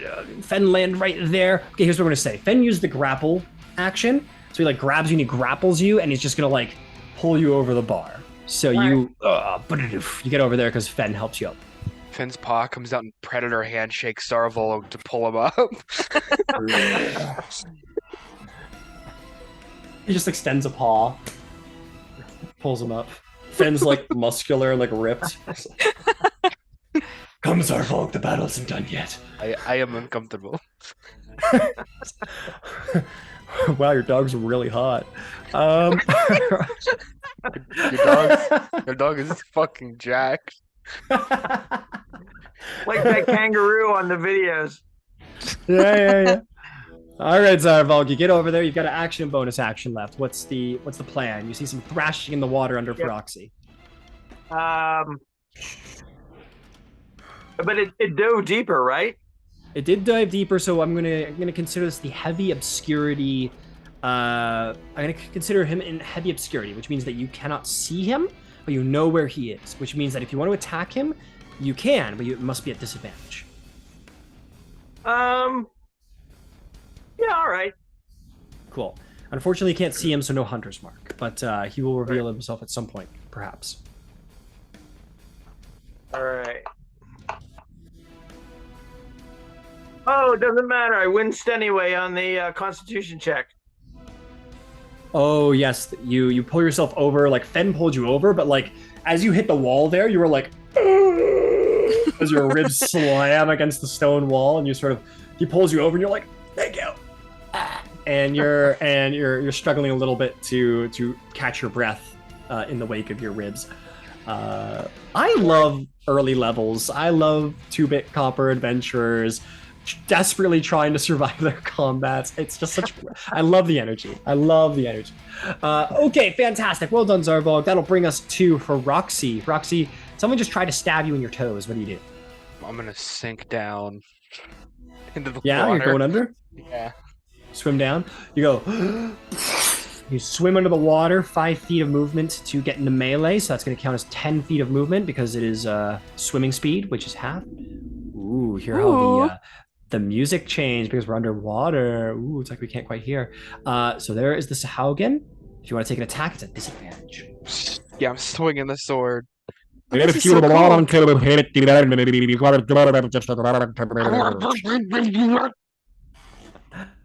for it. Hey, that's gonna be 15 to hit. 15 will do the. Sorry. 15 will hit damage.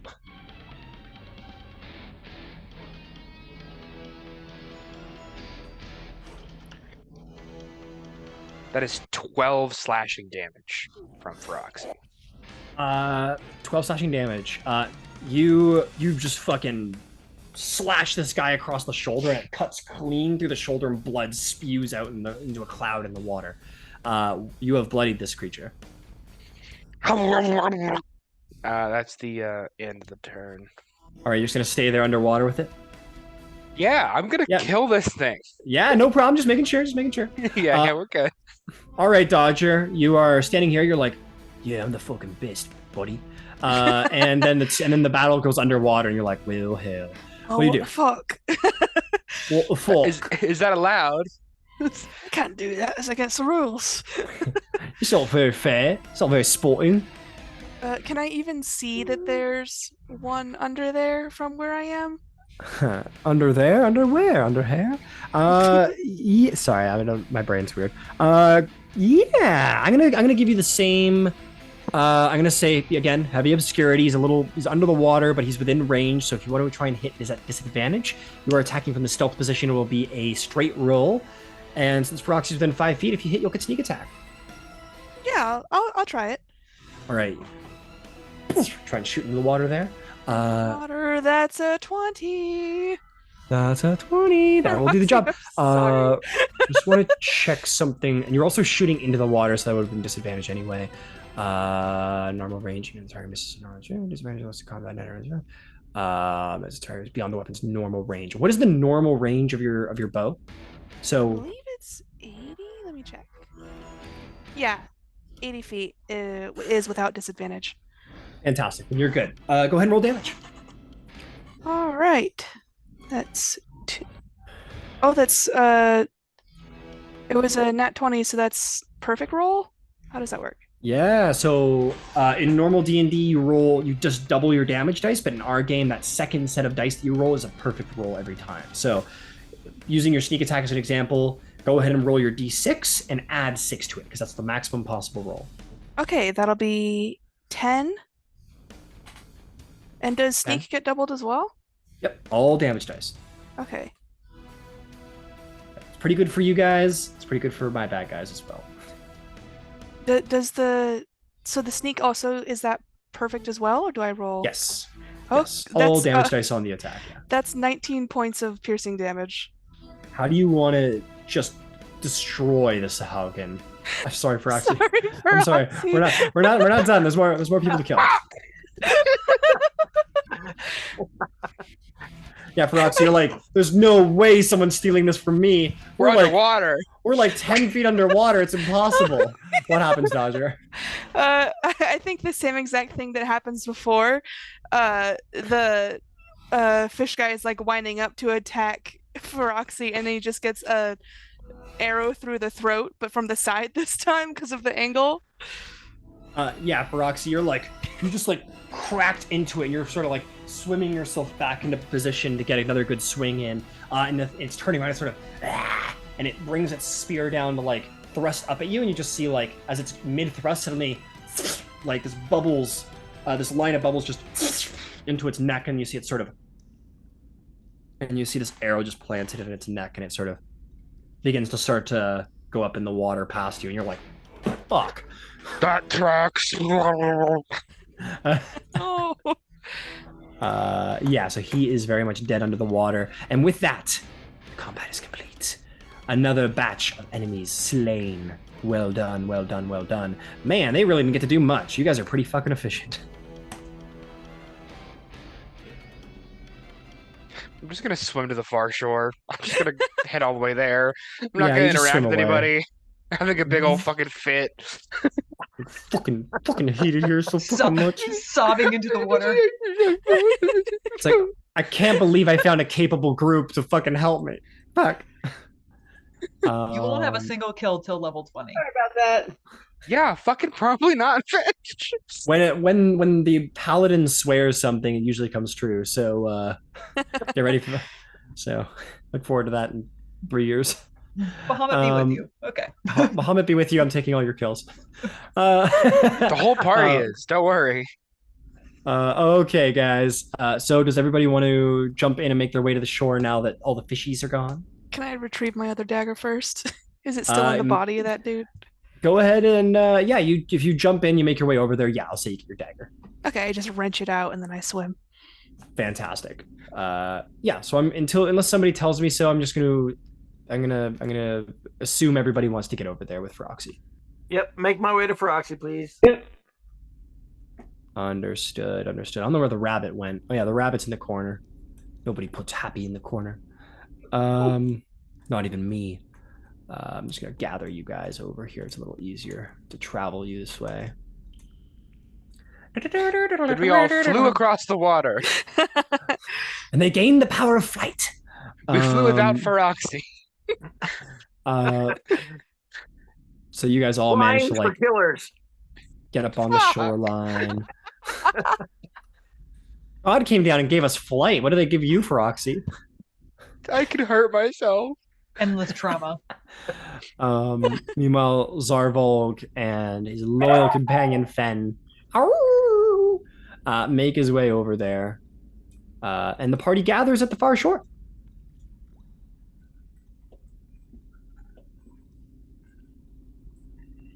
Hell yeah. Wanna keep going? Yeah, I'm running forward. I gotta find something to kill. Leave me alone. I want the next one. Greatsword drawn. Before anybody else can get to it. Just lazily swinging your sword. Everyone get back. I want the next one. It's mine. Okay, so I'll assume as you move forward in the marching order for Roxy. Roxy, you run forward. You're like, it's mine. I don't know what the next one is, but it's mine. All of you are like, all right, and you just kind of wander after. So all of you should probably be sneaking. It's fine. We should probably. Oh God. There you go. Is there a particular marching order? I know Feroxy wants to be at the front for the next kill. I'd like to be toward the back. Understood, Zarvolg. I'll be towards the front. All right. Fenn's like on your Finch is on your heels, Roxy. Like, no, get away. Don't look at me. I do that thing that like kids do in like elementary school, where every couple seconds they like stop walking, so Finch bumps and stumbles, and I can walk forward more steps. Zarvolg is at the back. Fenn loyally is at your side. Who else? Ember, Yvain, Dodger. I'm be in the after- middle somewhere. Yeah, I'll be after Finch. All right, you're after Finch. Yvain's like anywhere you want. Ember, do you have a preference? You muted. I'll go in the back in front of Zar. Fantastic. Oh, do you hear that, Zarvolg? You got a nickname. You're Zar Yay. now. This is great. This is a great Zar, day. man. Team building, baby. All right, fantastic. So you guys all make your way forward. Brox, you're like, get away, fucking I want the next kill, damn it. Leave You me guys, alone. You're all fucking stealers or thieves. you're stealers, you're thieves. You guys get into this part of the cavern. You look forth and you see a rope ladder that is hanging down from the roof up atop, and you look up to see that there is this mine shaft continues upward quite a ways. It's quite a long crawl upward. You suspect that might just take you to the surface, perhaps, but who's to say? Beyond it, you see a massive cluster of glowing crystals. They're sort of veined into the wall, very much, a mining vein and such. And you've seen some empty veins on your way here, but this one is thorough and thick. There is some walkways here and there that have definitely receded to time and erosion. But this is what you initially see, and the cavern continues onward, and you would hear sort of inside, the sound of Sahaugin language deeper within the cavern. I'm sorry, where's deeper within the cavern? In the northern direction over there. See, look, you see one of them over there. They're sort of. I throw my great sword at him. You want to? No, absolutely Okay. not. You'd miss. I'm sorry. The whole party would immediately send me a death letter. Hey man, it's not working out. All right. Is there? So what's the plan, guys? Where you want to go? Left, right, maybe so. You also see, just so you know, there is a little opening over in this direction that possibly leads to somewhere. If that's of interest, there's a waterway. Did the ranger lady give us any more specific directions over than in that way for the priestess? No. She said that she hadn't seen this part of the cavern, but saw them go in this direction. Gotcha. All right, let's split up. Let's split the party. No. Do we recognize those crystals? Making me a nature check. Yeah. A nature like. No, that's a 1. I'm sorry. It was a 1. It's not cotton candy, but not much more than that. It's pretty. I'm Eartha Shari. Can I take a gander? Make a nature check. Do you want to approach? May I? Yeah, you kind of push past the party and make your way over there. Do it quiet. Do it sneaky. Very quiet. Snake! As you're yelling. Dodger yells, "Sneak!" Yvain, are you sneaking, or are you just kind of wandering over? I'm going to try to be sneaky. I'm not great. Actually, I rolled a 17, so I'm kind of sneaky. Go ahead and make a check. I did 17. 17. Yeah, you're sort of like, oh, sorry, and you guys are like, oh shit, where did Yvain go? Yvain, yeah, you super stealthily do a couple somersaults and really stealthy like make your way to the water's edge, very close to the rock formation over here. Go ahead and make me a little check. I'm proficient. I'll be +3. Right, 14, so 17. 17. You look at this glowing rock, and you would indeed recognize. Would you recognize it? With a 17, that's really good. I'll give it to you with a 17. You look at this and you see that there are crystals in there. Definitely crystals in there of a normal variety, such as turquoises and lapis lazulis. But more prominently, you see sort of where the glow comes from. There's a very, very fine touch of a stone that you've heard of in your time there, mainly because of its association with Whitestone, where you were trying to go to. This is a rock known as residuum. It is a rock that is you're muted. This is a rock considered to be pure arcane magic in solid form. Considered to be somewhat dangerous to carry, but also potentially very useful. But it is in a vein, to be clear. If you wanted it, you would have to mine it out. You'd have to actively mine it out. Oh, this is interesting. I'm going to keep my finger over my mouth and I'm going to quietly go back to the group. I don't know what you said.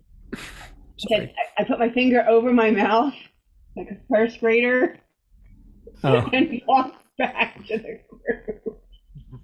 And your little bunny's there with you and just sort of was like blinking at you. I'm going to give you guys a handout for residuum.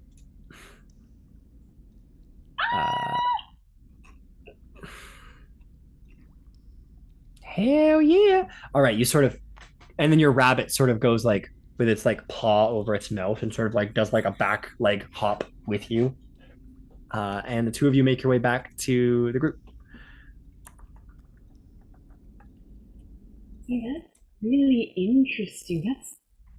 That's residuum. Do you know what residuum is? No. No. No.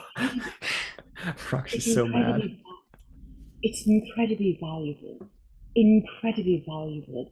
It only exists in a few places on Earth, and it helps make arcane work easier and more powerful.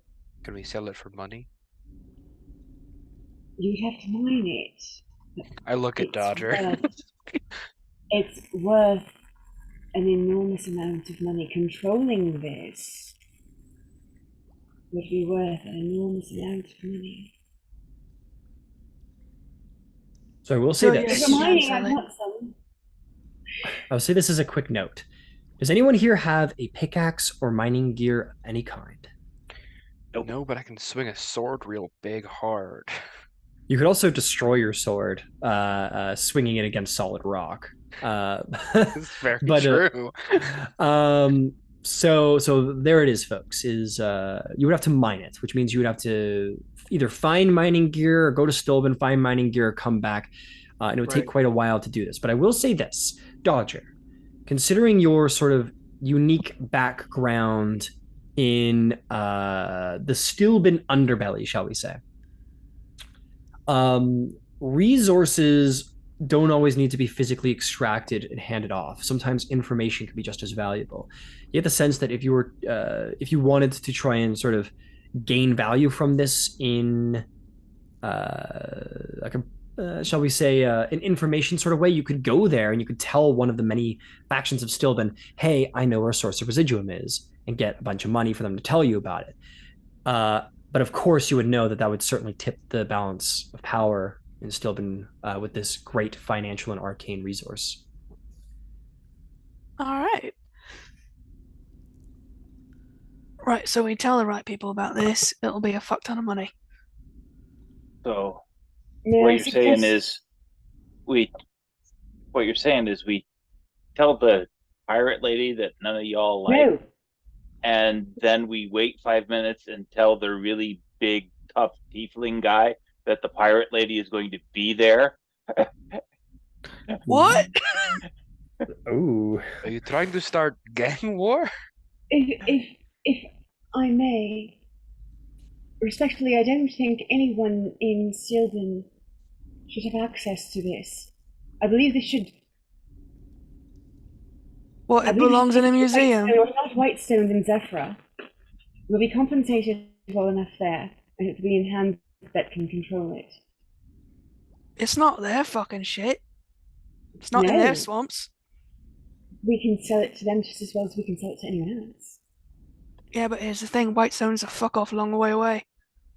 I prefer giving to small government. If we can't take it with us now, we should go on about what we were doing and talk about this on the way back to Stillben. Zarvok That's is a good right. point, yeah. I want to hit something. Was there anything in that hole in the wall over there, Yvain, when you were over there? I'm sorry, what was that? In the hole in the wall over there near the crystals? Did you happen to look over and in there? Hole in the wall. I saw the residuum and I think I stopped thinking. Shit, do I need to go back? Fuck. Alright, I'll sneak in. Jane puts her finger over her mouth again, and her rabbit bounces behind her doing the same thing. Go ahead and make another stealth check. Oh shit, 15! 15, yeah. Yvain is surprisingly stealthy, folks. You guys are like, Yvain was pretty chatty on the way to the actual swamps, but now is like... But I have my finger in there. She added her finger to her lip. That's right. That did the job. Now that she knows not to talk while she's stealthing, she's good to go. You make your way all the way back over here. Your rabbit goes with you, and you look down the pathway. As you look forth, it seems to be like a corridor. It seems to lead to somewhere further down the corridor. It could be sort of it could lead to danger. It could lead to what you're looking for. It could lead to another part of the cavern. You're not sure. You'd have to explore it to go, but it certainly is a walkway. It certainly is a path forward to somewhere. Can I do any ranger tracky shit on my favorite enemy to see if I can figure out what's... Why am I doing the stealth thing? I'm really not cut out for this. You want to do some ranger tracky shit? All right. I love it. Let's do some ranger tracky shit. That's official D&D language, okay? That is an official D&D ability. It says it on the revised ranger sheet. Yeah. All right, let's check it out. As a reminder, Zarvolg, going forward, when you attack humanoids, and humanoids including Sahaugin, I believe you get a damage bonus, which I think we've been missing. Yeah, no, I've been counting it. Oh, okay, perfect. Just want to remind you. Let's see. Let's see, ranger tracky shit. Okay. So you gain advantage on survival checks and intelligence check to recall information about humanoids. So humanoids definitely probably set up this cavern, and the Sahaugin are around. So you wanna track people. Why don't you go ahead and make me a survival check at advantage to see if you can look around and see where like the traffic has been around here, like where people are going, what they're doing.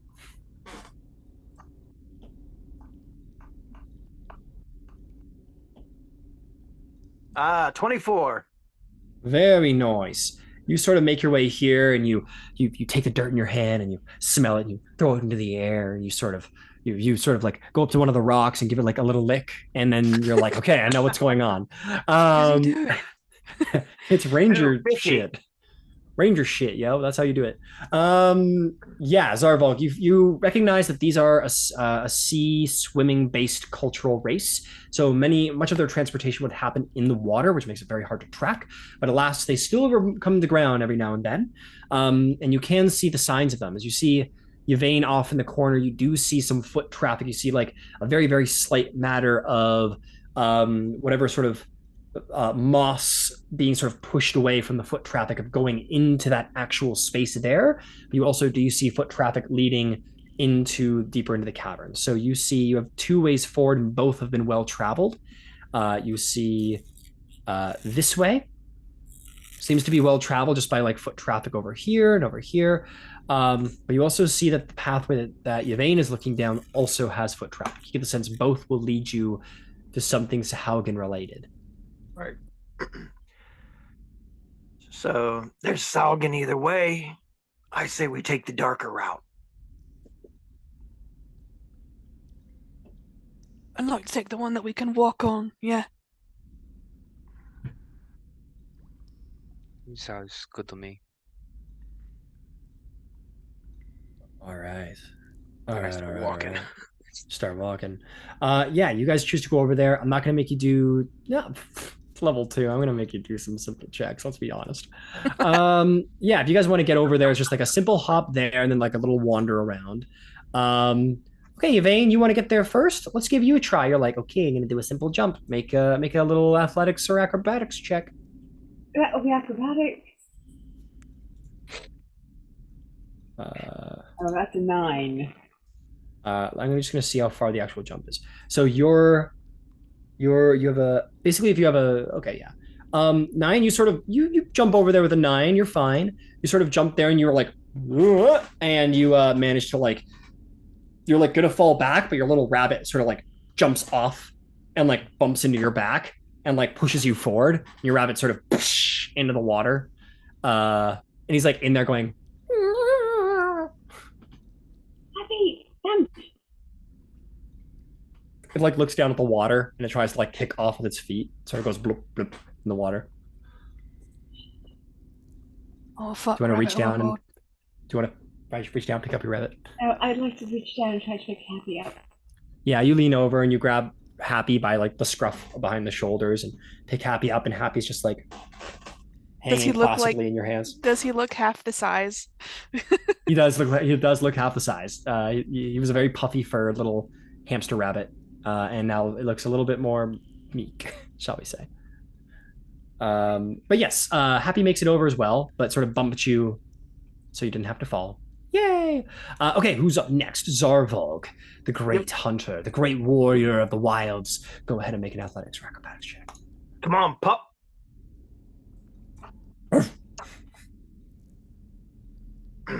Nine. 9, you're going to be just fine. You're much stronger than Yvain is, and you sort of land there with ease. And you get over there. Your pup goes as well. Basically, I'm just going to make it like this. If anyone has a strength of 10 or lower, I'm going to get a check from those people because everyone and more will be fine. Okay. It sounds like everybody else's. Yeah. Cool. Dodgers, I got a 10. So I'll. A 10? Oh no! I got a 2. Oh man. You guys all jump over there and you're like, yeah, fucking easy shit. Dodger's like doing some stretches. Right. And you go for the big jump, Dodger. All of you are like walking in the tunnel, be like, all right, we're good. Everybody made it over there. You see Dodger like an unhappy wet cat, maybe sort of like in the water. And you hear like up the wall. Oh, yeah, shit. you start to climb up the wall and you hear like down the pathway, sort of like and you hear like a and sort of swimming getting closer, and you're like, oh fuck. You want to get up and out of there and with your buddies? Yes. Okay, make me a athletics or acrobat. We'll call it an athletics check because this is just straight up climbing. Make me an athletics check to get up there. It's a 9. So now you're like, and you do like the thing. You don't come off the side. You're like, Can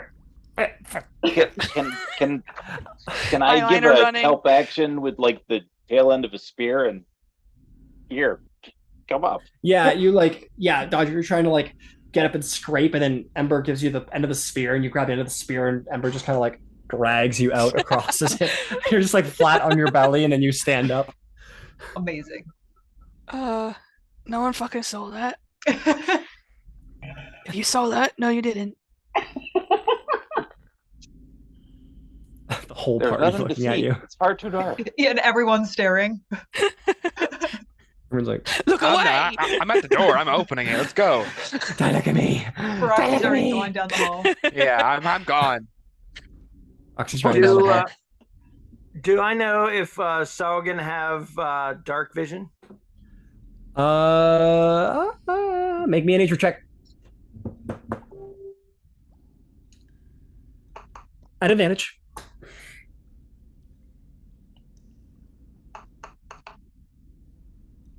$16. You are aware that Sahaugin actually, they not only have dark vision, but they have superior dark vision. Because they're underwater, it's a little harder to see underwater, so their eyes have naturally adapted and they can dilate quite wide. So they have 120 feet of dark vision, so they're pretty good at seeing in the dark. All right, so Zarvolg says, they can see in the dark. Do we want to do this in the dark or in the light? Makes no difference to me. Probably in the night, seeing as Foxy can't see. Right, Froxy can't see. I'm Speaking fine. of which, Feroxy's not even there anymore. I believe was gone. Where the fuck did Foxy? Oh, bloody hell. Real I'll fucking die. I think Griff just wants a new character. I think that's. I'm convinced. No. No! Stop bleeding yourself and running off alone. If that's the case. Hey, do you? Do you want some light then?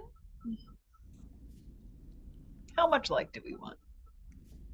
Froxy, you've gone running. The most immediate thing you see is that there's a pathway to the right and a pathway to the left. Which way are you going? I'm waiting. You get to the middle and you're like, Now that I've been chided by the DM, I'll stop acting out. no, you can do it. It's totally fine. I just don't want to kill your character on session 3 is all. I get it. Okay. All right, fantastic. God comes down and is like, stop trying to get yourself killed. And you're like, fine. What the fuck was that? I think you're like, was that Bahamut? He goes, oh shit. And he runs away. Well, can he even see in there? Yeah. Do you? No, I'm blind as fuck. Yeah, it's You're feeling on the wall. Yeah, maybe you're trying to get out there, Froxy, and all my dark vision people are watching Froxy do this in the dark. I've got my greatsword like a blind person's walking stick, you know? I'm desperately trying to find the way forward to kill somebody. Oh god, it's just kind of pathetic now. Oh, I've got a torch, I think.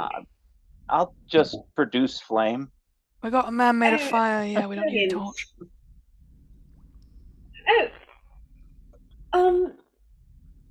Can I try to do something? Can I try to druid craft like a little fairy firelight?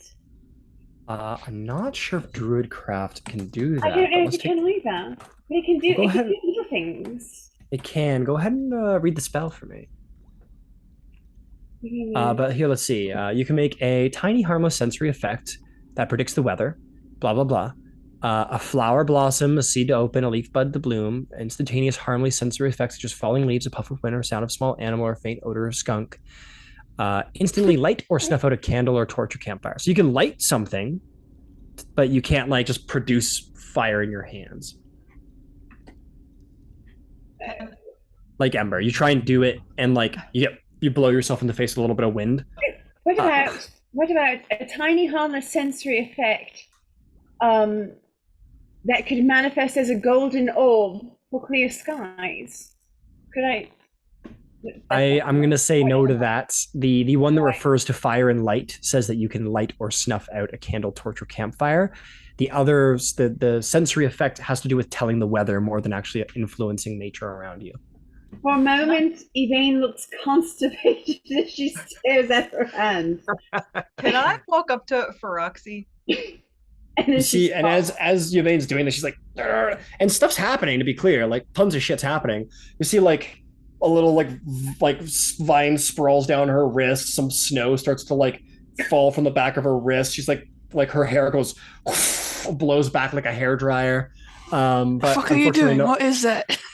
No fire. Yeah, can I walk up to Feroxy, please? Yes, you walk up to Feroxy's going in the dark, and then Ember lights it up, and Feroxy you can see suddenly. But yes, Finch, you walk up. Oh, I was gonna say, can I touch his greatsword and cast the light spell? Yeah, you're like Bahamut, bitch, and suddenly your blade ignites into a massive gold, maybe a silvery white light. And we're all temporarily blinded. Yeah, you all have this like. Oh. For some reason, you hear a choir start singing. And you're like, oh. The temptation to say I start running down the hallway again is vast. Oh, like, I immediately regret this decision. Why'd you do that? So, does everyone who's not Feroxy seem like they can see in the dark? Make an insight check as you look around at your friends to see if they. I'll give you. It's a little unique, but I'll give you advantage because these are all humanoids, and you're trying to tell if they can see. So I'll give you advantage in this unique circumstance. Ooh, 14. 14. Better yet, I want to give you a nature check, in fact, because this is about the race. So just modify your modifier to whatever your nature modifier would be. Yeah. So, wait, what was it? Yeah, 13. Oh, 13. Okay, you look around at your various friends to see if they can see dark vision. You very much sort of like look into their iris and see how quickly their eyes sort of dilate and dilute, and also take into account their physicality. You look over at Dodger and you're like, okay, elf, you can see just fine. You look over at Yvain, half elf, she's fine. She's got dark vision. You look over at Ember. I would say for Ember, you kind of see like a large amount of flame. You're guessing Genasi, perhaps. You would have thought human, but Ember seems to not be as concerned with the dark. So you're like, okay, probably maybe a Genasi thing going on because of all the flame of fire ancestry. And so you think yes, dark vision. Finch is a little bit of a tough nut to crack, admittedly, Zarvolg. Finch looks human, but has like these wicked like golden eyes and doesn't seem to have much trouble seeing in the dark. Tough enough to crack, but you think dark vision, but you can't put your finger on the race because a human doesn't usually have dark vision. So you're like, something weird's going on there for sure. Might be a paladin thing, you don't know. Sure. And you're like, yeah, Feroxy's a human. There's no that has no dark vision. Fantastic. Great, thank you. Yep, no problem. Okay, so Feroxy, do you fight the urge to charge into glorious battle or not? Well, when you put it like that, no. But yeah, I still want to lead, but I'll walk with the party, whichever direction they want to go. All right, now that you guys have stepped in this cavern and just burned it with the fucking fire and like holy light, which way do you want to go? Right or left? Track again. Sorry? I'll track again. Okay, go ahead and make a survival check at advantage. Look at the path, see which way is the way to go. I could probably sneak ahead as well. Do what scouts do. 15. 15, you definitely see more foot traffic going left than right. All right. But There's more some. to the left. More of them to the left.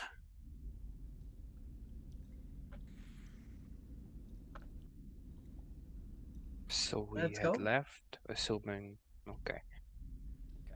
As you travel left, I'm going to take up the original marching order, unless someone would like to change that. Good.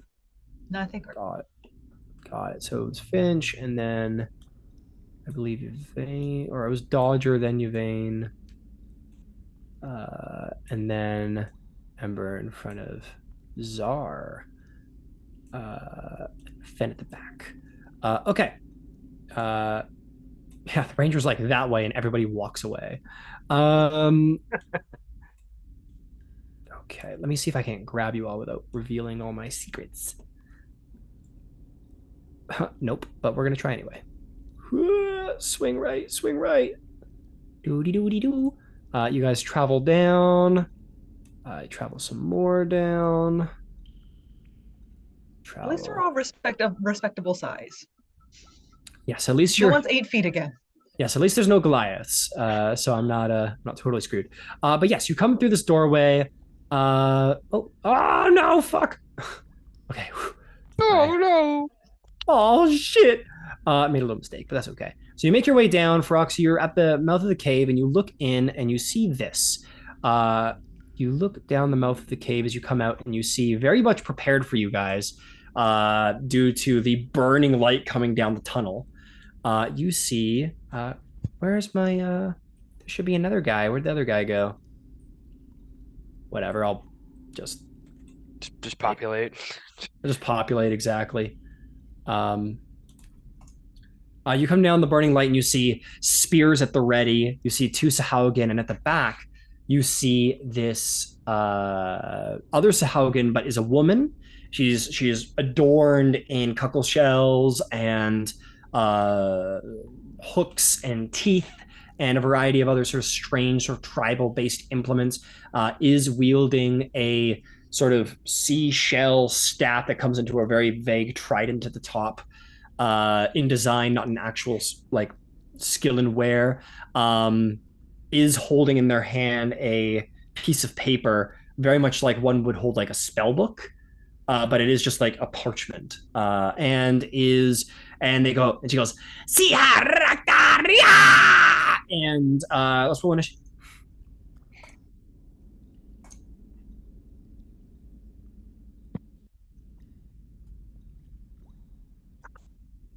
All right, let's get some good shit going. We want metal. Let's do some metal.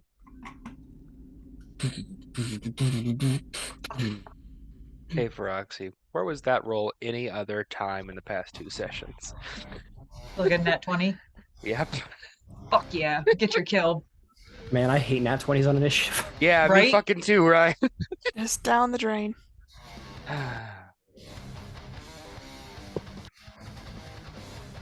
Fuck yeah. Fuck yeah. Look at this shark.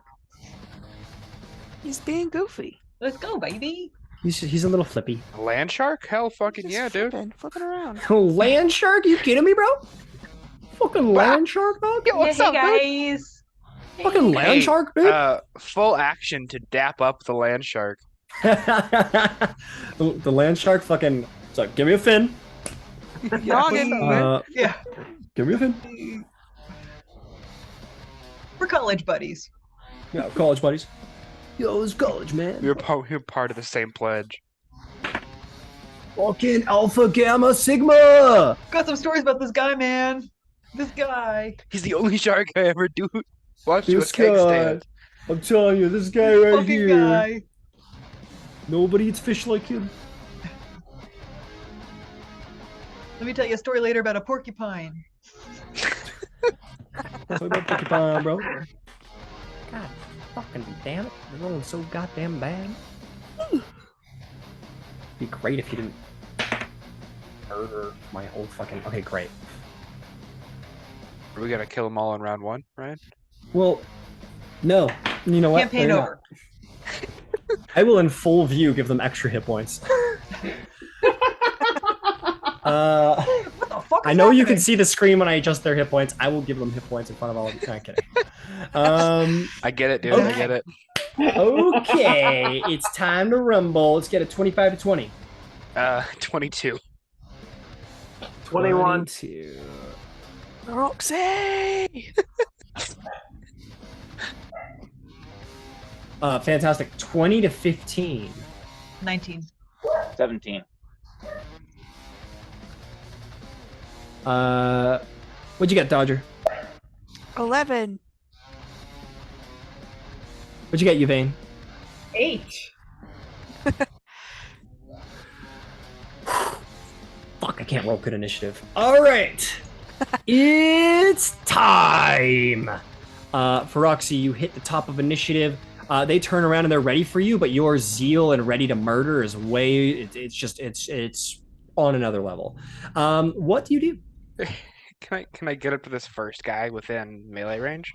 Fuck Or yeah! am I a little too far? Okay. Cool. Your blade is burning with the holy light of Bahamut. Go ahead and make an attack. I will, but first I want a bonus action to clear my cold, right? All right, you're like. You sort of get a little lightheaded. You go ahead and roll damage. Oh, there he goes again. Finch is just like, It's only 2 damage this time. Okay. All right. There's only a little nick. There's only a little one. Yep, you nick yourself for 2. Your sword, the blood congeals across the blade and solidifies to a serrated, icy form. Go ahead and make your attack roll with your rate. Cool. Go fuck this one up good. I want him to just one-shot this guy. I don't. Don't worry, it's not gonna happen. I rolled. Yeah, I'm like, come on, I guys, rolled a please. 2 for a 5. You're like, "Ugh!" and you're just like, I feel woozy. yeah, you feel a little woozy and kind of like, I just fall backwards. you sort of stumble backwards and like put your arm on the cave and you have like a moment and Wait, the Sahaugins like, moment. and is a little confused as to what These are the happened. same dice that roll so well for Rasputin. I don't know what's fucking happening. Put them away. That's another character's dice. Is that what's happening? That's what's happening. I don't know. I feel like that is. I don't know.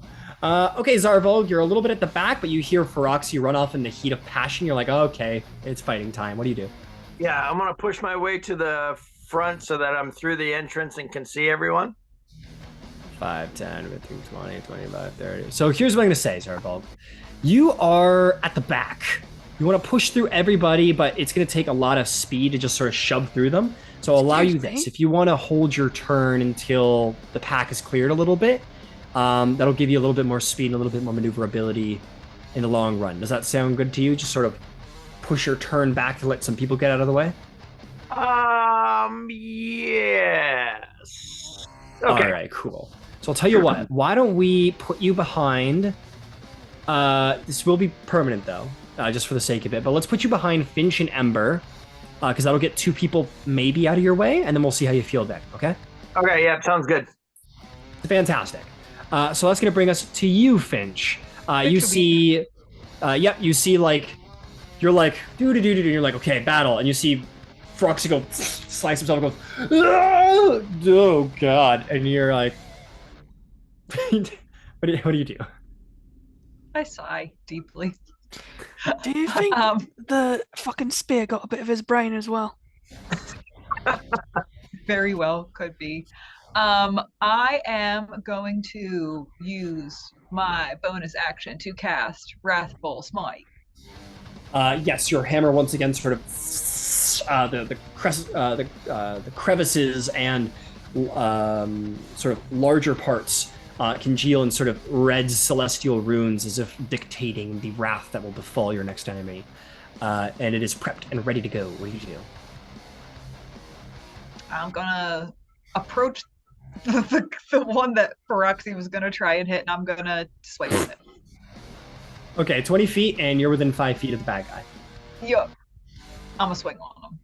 Swing on him. Roll bad, so I can have some fun. No, I'm kidding. Roll good. 24 to hit. Fuck. All right, you roll great. Shit. And you, bing, you ring his fucking bell. Go ahead and roll damage. All right, hang on. Griff just walked in the room and picked out new dice. Wrathful Smite is another D6, isn't it? Yes. I believe so. Yes, so that is, so 12 points of damage then. 12 points of damage. This one is like, as you ring its goddamn bell. It needs to make a wisdom save, yes, or be frightened? Yes. Yeah, wait, hang on. You do, yeah. How does a 14 do? Yeah, you save. All right, you ring his bell and he's like, but you maybe hit him a little too hard. He's a little too discombobulated to be frightened right now. He's not really in his right senses. Okay, well done, Finch. Anything else? That should be it. All right, Ember, you find yourself similarly to the back of the pack with Zarvolg. What's the plan? I just want to make my way out into the open space, but I don't need to close to range or to melee. I just need line of sight. 15, 20. So if you go here, that's going to cost you all of your movement, but you're going to have a line of sight on this bad boy here. You have 2 allies there, so I'm probably going to give it 3/4 cover because you got 2 of your allies between you and it. Okay. Yeah, we'll take it. Hell yeah, go for it. And we will miss wildly with an 8. Yeah, you're like, you're trying to find that good angle, and you sort of hesitate in the last moment. Your blast sort of fires off and like hits the roofs. Anything else? Nope, that's it. Fantastic. All right, Zarvolg, how are we feeling now? The only people in your way are Dodger and Yvain. I completely forgot. You avoid difficult terrain, my rangering friend. Yes. So you could just walk right through your pals, actually. Oh, they count as difficult terrain? Okay. Yeah, moving through your allies is difficult terrain. So if you want to go here, that's perfectly fine. Yeah. And I can see all 3? You can see all three. Unfortunately, you have 2 allies between you and all of them, so they're all going to have 3/4 cover on you because you have a line of allies between you and them. I miss the 5th enemy, then Zarvolg shoots me in the back. That's the extent of my movement, right? Yep, that's 30 feet. Okay. Well, I guess I will try to shoot the chick with the necklace. Okay, go for it. You want to hunter's mark them? You have that still up. Yeah. I'm sorry, yeah. Hunter's mark, please. All right, hunter's mark. The green X appears, and you can go ahead and attempt to take a shot. And I made my Constitution save. Nice, very nice. So I get to take my shot. Hell yeah. She hasn't acted yet, so I have advantage. Oops.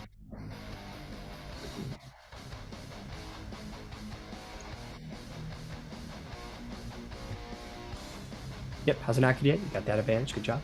Hang on. Okay, so I got a 20. 20. That will absolutely do the job. Go ahead and do some damage.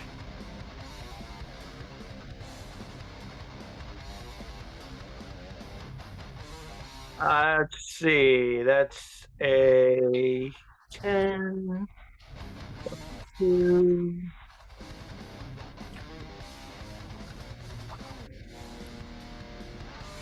15. 15 damage. Well done. You blast this individual and she goes, and sort of roars in your face. Well, not in your face, you're way far away, but sort of like roars in your direction angrily. Anything else? No, that'll be it for me. Fantastic. That brings us to the Sahaugin. Boy, oh boy, what's the plan? They both look very strong. Hey, I'm still bloodied. You are indeed still bloodied. You're bloodied and glowing. Yeah. Bloodied and glowing. I think the plan of action is this one in the front is a little hurt. Yeah, I think that's the plan. Is definitely going to try and take you out, Roxy. Spear attack. As you are one of the two here that are bloodied, you'll have advantage in attack.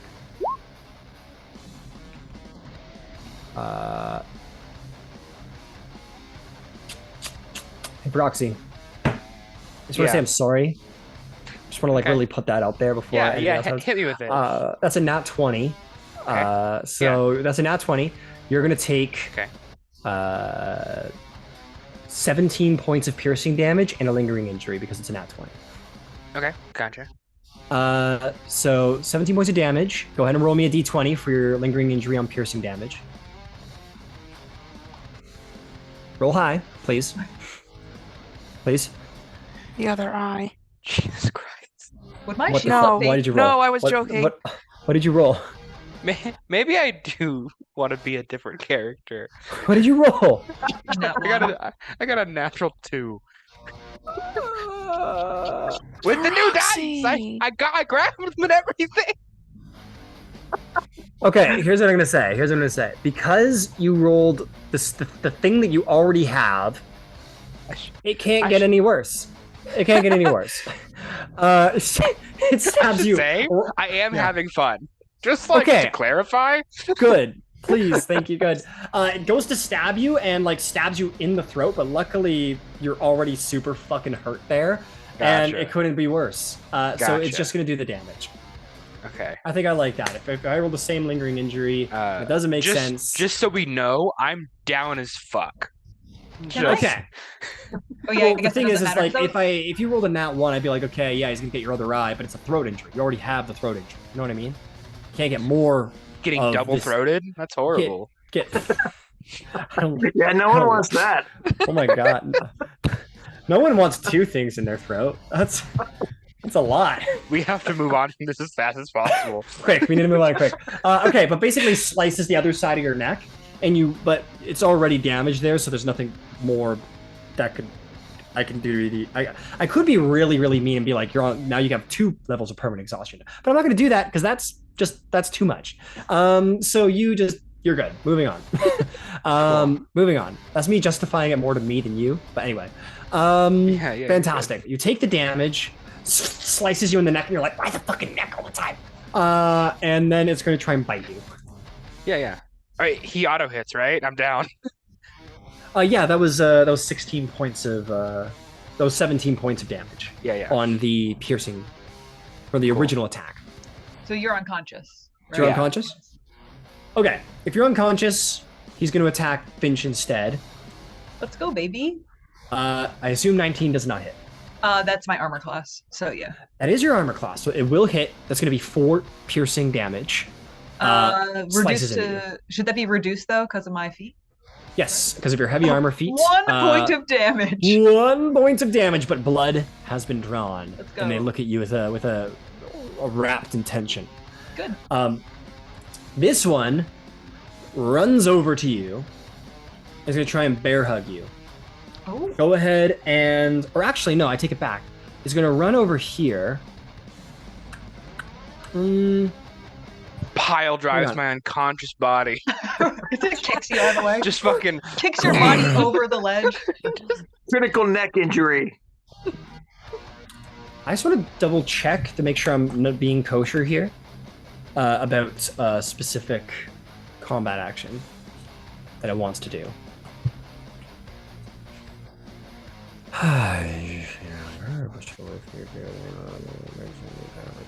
Okay, fantastic. Basically, is going like grabs onto your body and is going to try and like basically shove you towards the water. Go ahead and make me a contested grapple check. So you're going to make an athletics or acrobatics check. It is your choice. I'm going to make an athletics check then. Go for it. 22. 22 absolutely saves, and you like kind of push him off with your shield, and he's like, and he's going to try and use his second multi-attack to do the same thing again. Oh wait, I forgot he has a, same thing. He's in this like blood frenzy fury. He's going to try again. Roll one more athletics check for me, please. Get away. Dirty 20. Dirty 20. You get by yeah, pretty much. He rolled pretty good that time, but he's starting to pull your shield, and you just kind of like, you just kind of sucker punch him in the face, and he doesn't quite get you where he wants you. Ow, that really fucking hurt.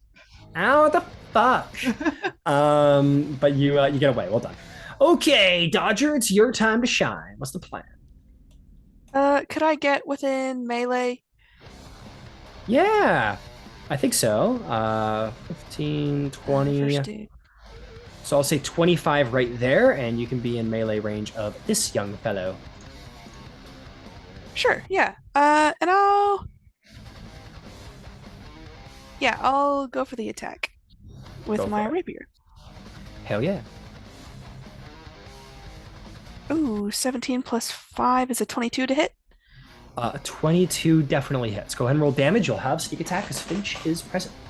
7 plus 3 is 10 plus sneak is max on the sneak, so that's 16 points of piercing damage.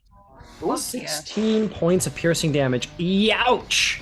You come over there and just slice into this creature. Blood pours forth, and it sort of roars really angrily. Get your fucking hands off them! Stop being a creep! Yeah, I can do that too. I'm trying my best to do a cool alien language. I'm kidding. Dodger was mocking their whatever they were saying. Dodger was mocking me as the DM. What's that like? It's all good. It's all good. Dang. Broke the fourth wall. Fuck. Okay, well done, Dodger. Is there anything else you'd like to do? Bonus action? Actually, I'm gonna stay put.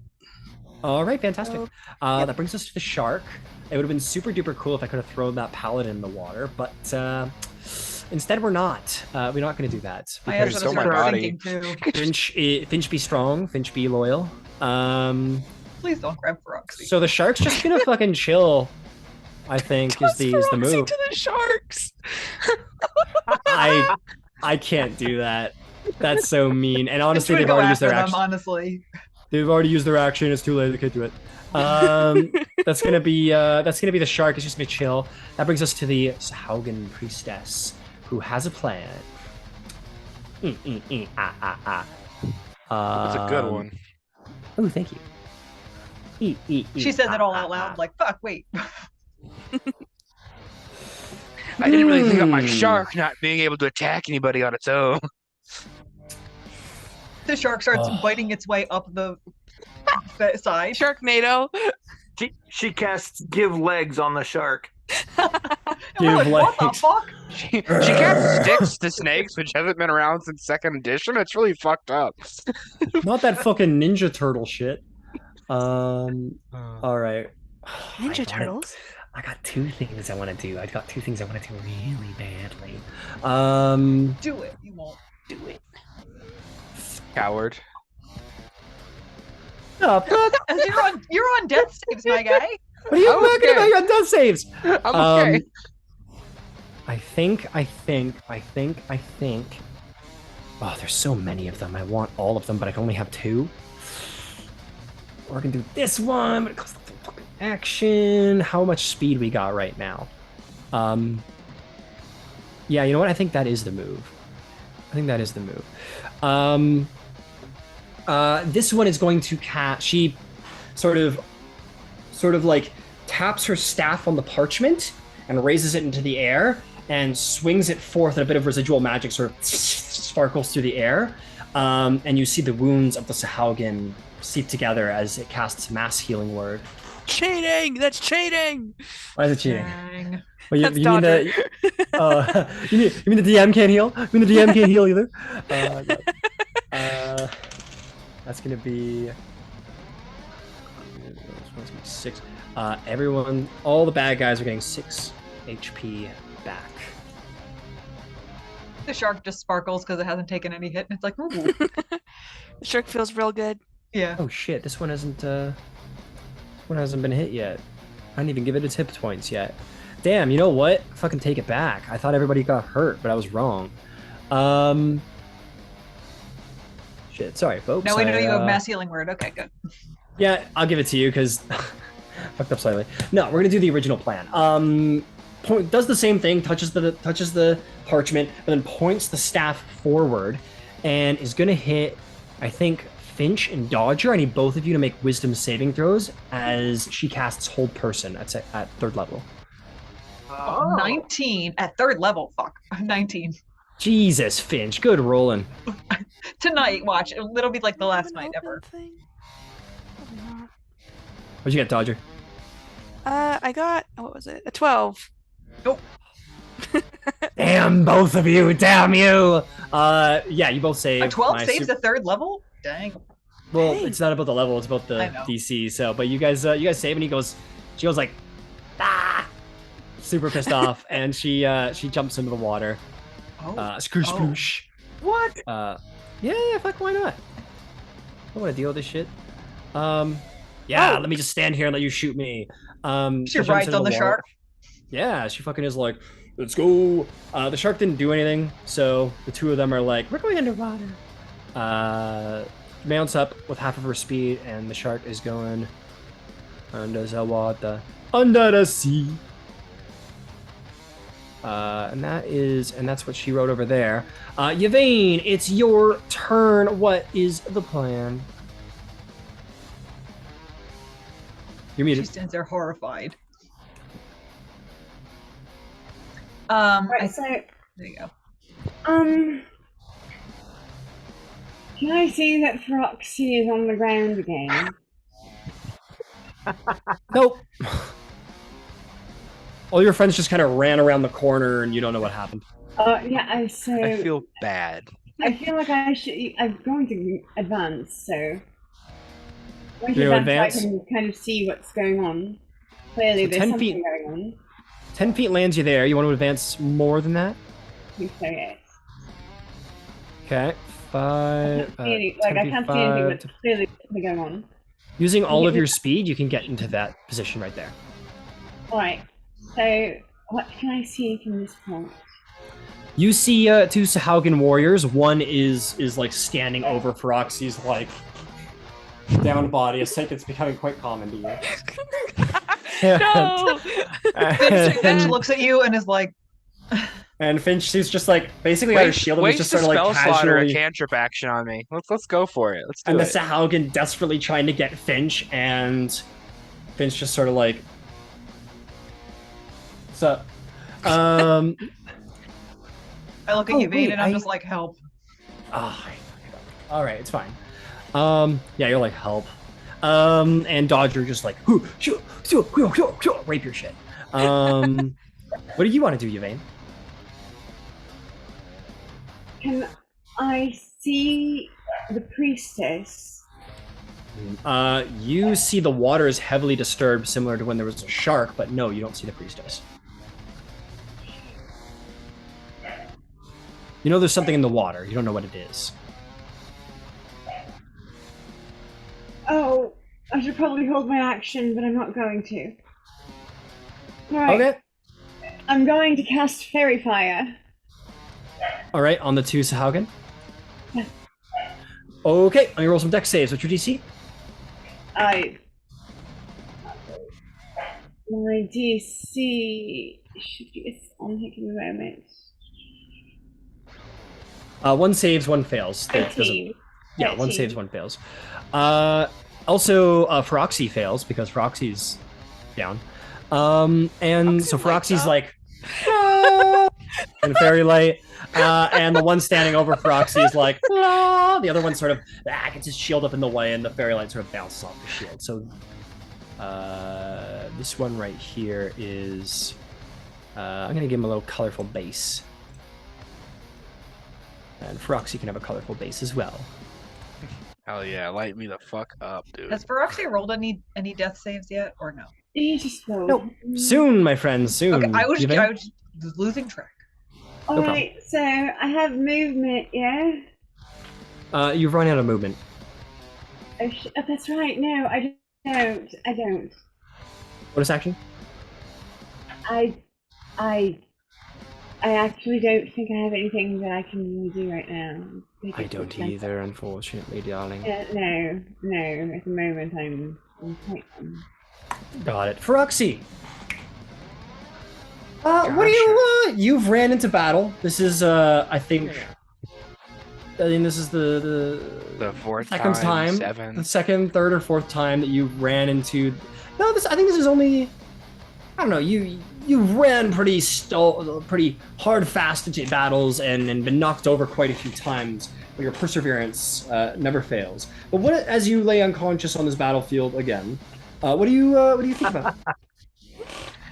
I think there is the memory of just being, for the moment, alone in a very dark but lit by witchfire cabin or cottage, being told to not touch any of the weird-looking objects and watching the plants that eat meat instead of fertilizer just off in the other part of the house, and just like letting out a soft sigh in being the most uncomfortable they've ever been.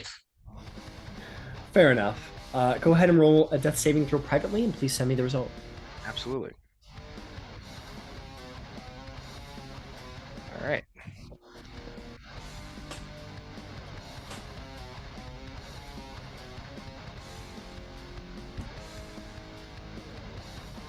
Music slaps.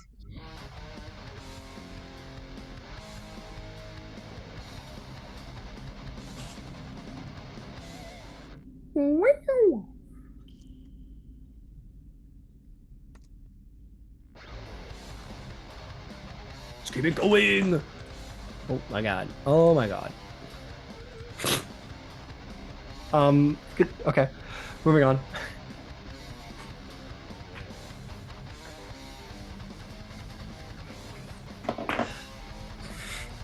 Finch, it's your turn. What do you do? Okay. I am going to use an action, and I am going to grab Feroxy, and I'm going to say, Jesus. not yet, my guy. And I'm going to cast Lay on Hands, and I'm just going to cast, it's five points of healing, so I'll get you back up again. Roxy, the party won't let you die. You're like, just let me go. Just let me fucking die.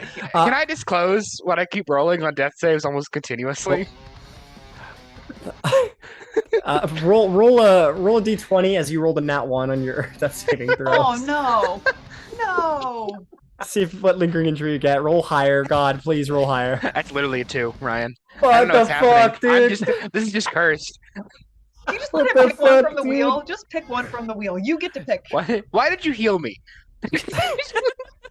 Why did you save me? Okay, here's what I'm gonna say. Roxy needs a DNR. I did very secretly ignore the fact that you went down on the nat 20, which meant you should have rolled a second one. But because I've let you off, I'm gonna let you off the hook twice for the throat injury. Roll me one more, please. There's no way you can roll another nat 1 or a nat 2. It's impossible. I don't think it's gonna happen. He's like 4. No, I got a 3. Fuck me. Oh my god. I don't know what's happening, and I'm This tired. is insane. I'm so tired. I'm cursed. tired to roll I'm a physically die? cursed. When the guy stabbed you, so basically you wake up and you're like, ugh, and as you're waking up, the Sahaugin like moves to confront Finch, and their heel comes down hard on your groin, and you're gonna take a groin injury. Oh no! No! This is so fucked. He needs that. It's a good thing It's a good thing you already made it to the brothel. Thank you, Zarvo. Thank you for the silver lining. You receive a groin injury.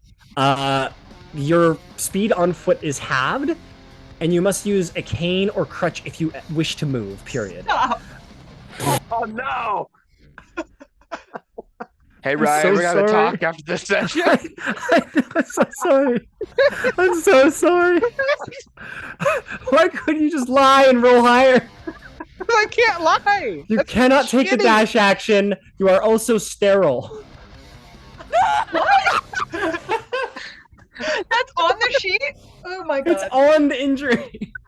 It says your speed on foot is halved. You must use a cane or crutch to move. You cannot take the dash action. You are sterile. I'm rolling stats tonight, guys.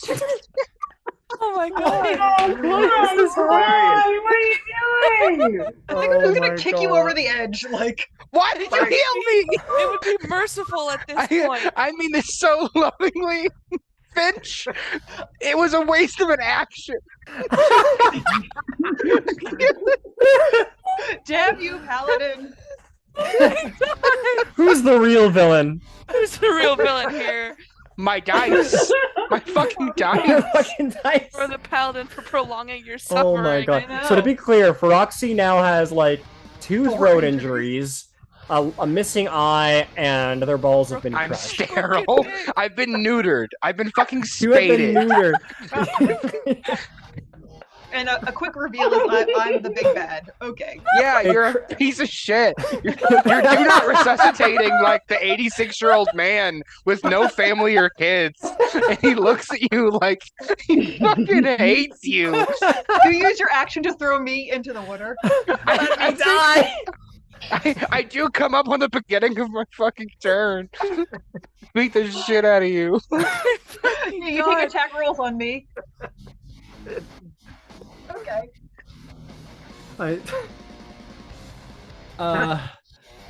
I don't know what to say. I need I a don't know. cane to move, my man. You need, Use to, your you need to find a greatsword. cane. If your speed is currently 0 until you find a way to assist your walking. Yeah, it's This all is where good. Yvain comes in and materializes one, right? I'll be real. If Yvain uses any kind of action to heal me, I'm gonna start crying. I didn't even use all my lay on hands. I have more healing. I'm not touching you I'm with so him. glad. I'm so glad. in fairness, like Roxy, you don't exactly know what Finch is doing as a paladin. Like, yeah, no. Finch, like you feel this like protected, like Finch lays their hand on you, you have this What momentary I- feeling of like protection, What I and like understand- righteousness, and then the second it's gone, you've lost your balls or your eye. What I understand is that every time Finch touches me after I've been unconscious, I'm a little bit less of who I was before. For all you know, like Finch using radiant healing is literally like radiation, and Finch, it's Finch heals me and I cold clock him. He's a death knight. oh my god, Finch. And I gotta say, maybe for you, Finch, you're like you're healing, and it's you know it's not your fault, but you're like, Damn oh, you, fuck. righteousness! I thought that's what I was supposed to do. Secret necromancer. That's Right. oh, Froxy's it's a crying. secret I should just say, necromancer. like, Froxy's crying. I'm crying. I think that's the most paladin thing you've ever said, Finch. Damn you, righteousness. Damn you, righteousness. Oh my god. It only gets better from here. I got my oath next level, so let's go.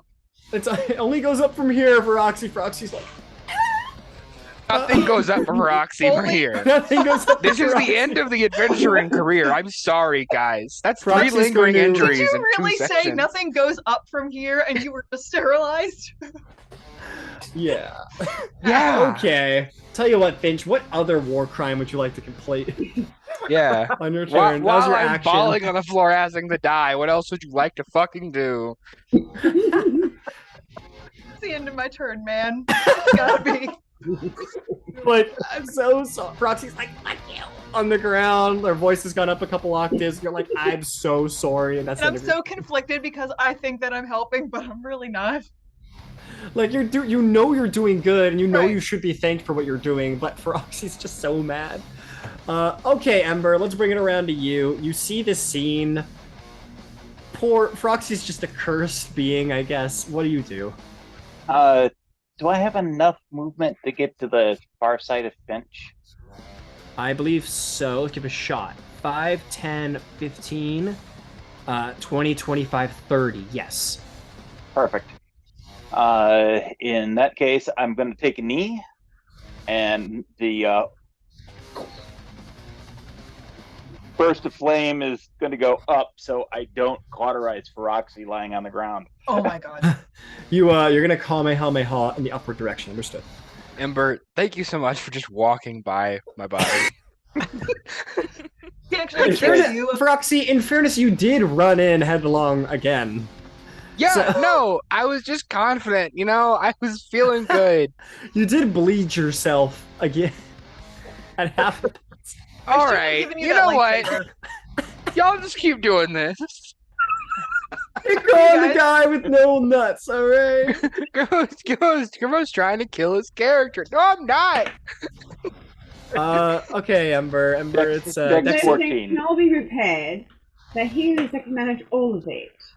they both succeed, unfortunately. The natural 17 and a natural 20. Well, they can still have 6 points of fire apiece. Alright, that's still pretty damn good, Does considering. my fairy fire do anything to help with things? Unfortunately not, that's for attack rolls. But Ember, you do fucking nuke the guy who just destroyed Feroxy's balls, which is good news. And Fairy he fire lights falls. up my crotch.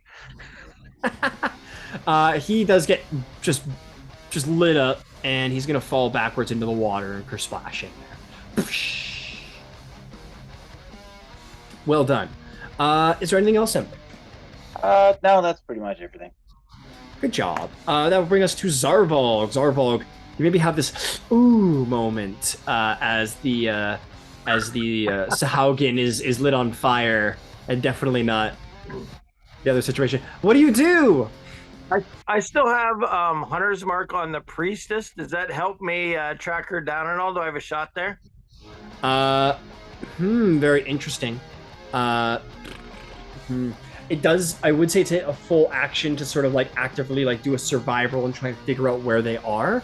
It would help in that circumstance, but you already have advantage because they're your favorite enemy. You saw her jump into the water and the shark thrash. So you get the sense she's in the water somewhere. Right. Okay. But I'm not confident about a shot then. All right. You can run up to the edge and try and get a bead if you want. I guess for right now, just fire at the existing Sahaugin. Understood. And your pup's with you, by the way. Pup's with you. Yeah. Okay. You point and aim. I am going to give them a bit of half cover because Feroxy is laying on the ground. But there is still sort of a height difference there. So go ahead and take a shot. Ooh, 21. That's a hit. Roll some damage.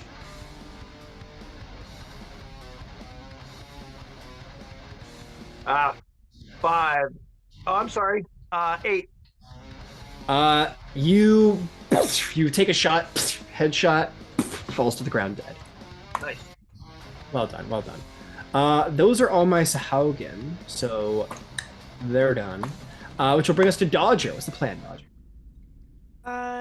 do I see? I saw her leap into the water with the shark. Do I see the lady anywhere?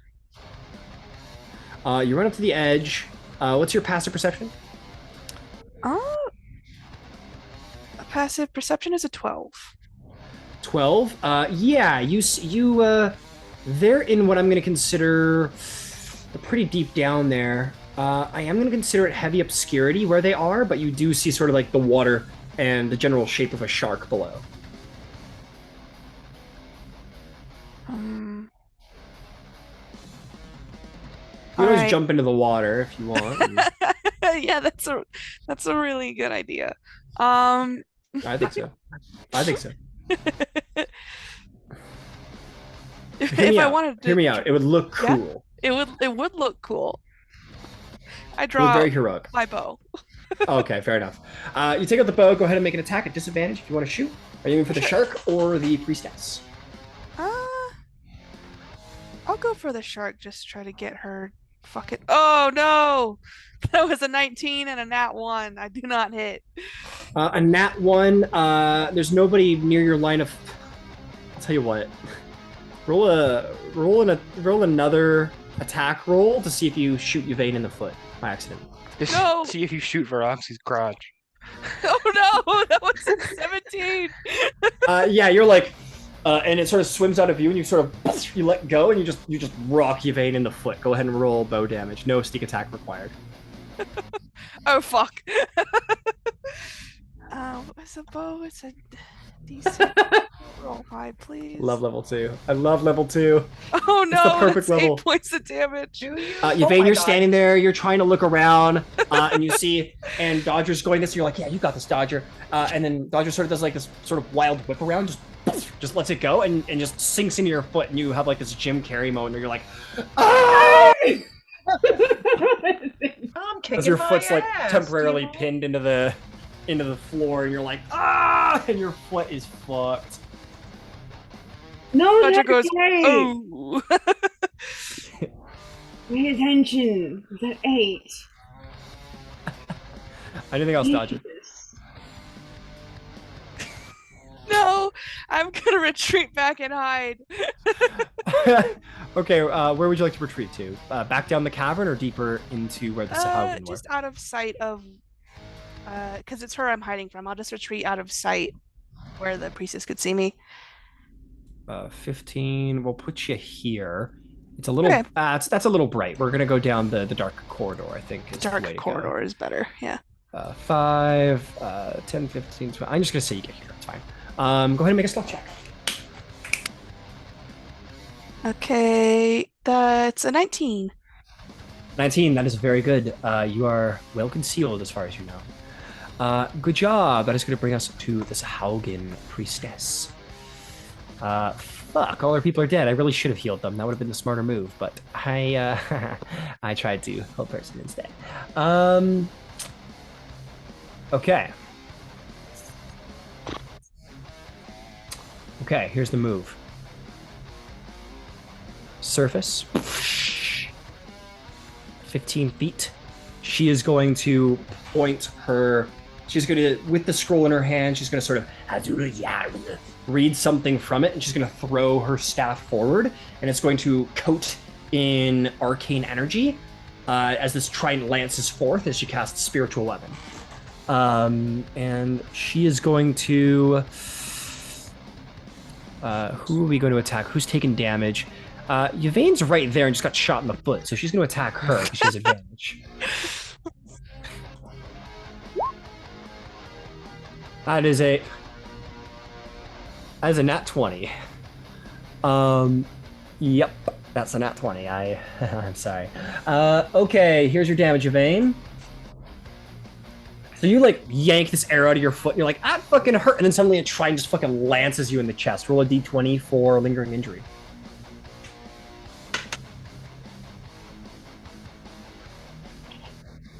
Oh no.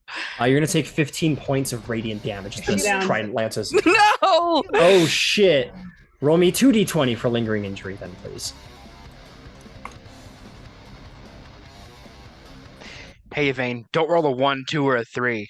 From my experience, they fucking suck. 20. What'd you roll? 13 and 20. 13 and 20. That is very good. This was radiant damage.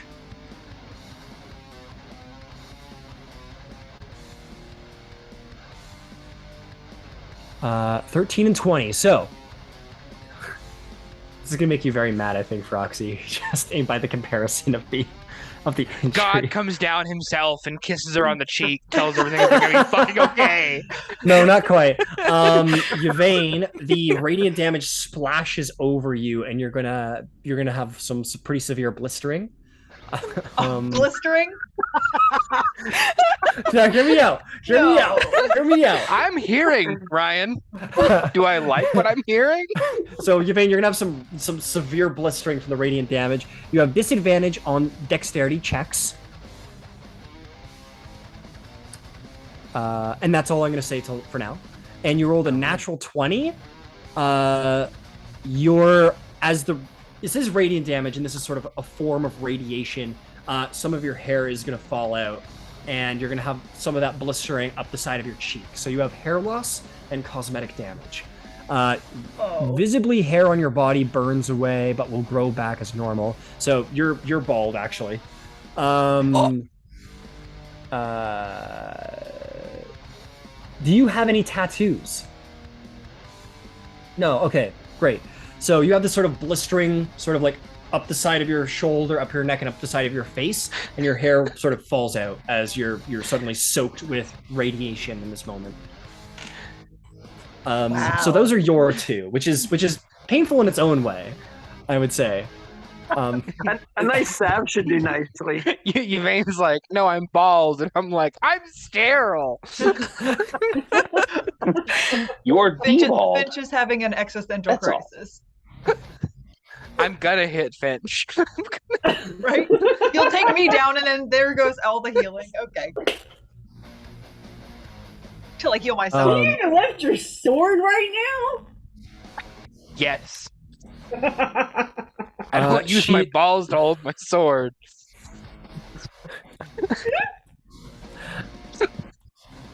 Oh shit! Where are we going? Why is the shark flying? Why can they fly? Ryan. She swims down this waterway down here. This is just chaos. That is the Sahaugin and her shark. Yvain, Yvain, as this sort of radiation pours over you, as this trident like unstabs itself from your neck and blisters begin to form, and your hair begins to fall, and you lay on the ground unconscious, losing consciousness in true mortal peril. What do you do, or what do you think about?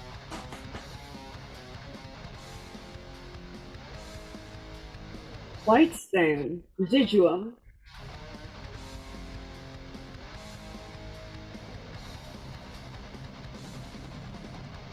I can't think of anything else at the moment. You're so in this sort of Get to Whitestone. Get to Whitestone. into this falling unconscious haze. You think to yourself, you just sort of like, maybe you're sort of like, I don't know, all of those chemicals are flooding into your brain as you are approaching death, and you sort of have this like, the residuum was so pretty kind of moment. Could you roll a death saving throw privately, and please send it to me?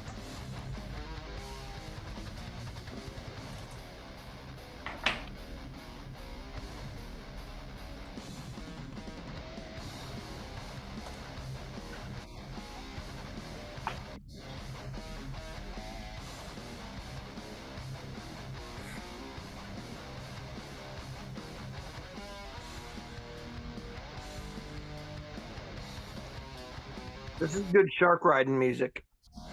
Yes. It's the priestess, just like riding along. She whips out a guitar from nowhere and is like shredding. Is she just leaving? She's like, y'all are fucked up. Bye. The thing you don't understand is her spell casting comes from the spirit of rock and roll. Oh, she's a bard. Yeah, it's not. To be clear, she's not a priestess. She's like, she is the master of ceremonies. Let me put it that She's way. a Judas priestess. Oh, nice. Did you send me your roll, Yvain? Yes, did you not read? Oh, it I was sent in it the. over chat. Sorry. Is that not- Nope, you I got it. sent I it. got it. Okay. You're good. For the I love of just God. didn't know where it was coming, but I got it now. Good stuff. Okay, that brings us to Feroxy. Feroxy, what do you do? You laughed when you said that. I wonder why. I was So I like to describe how people are. Yeah. I'm laying on the ground. I'm screaming in pain. I'm angry.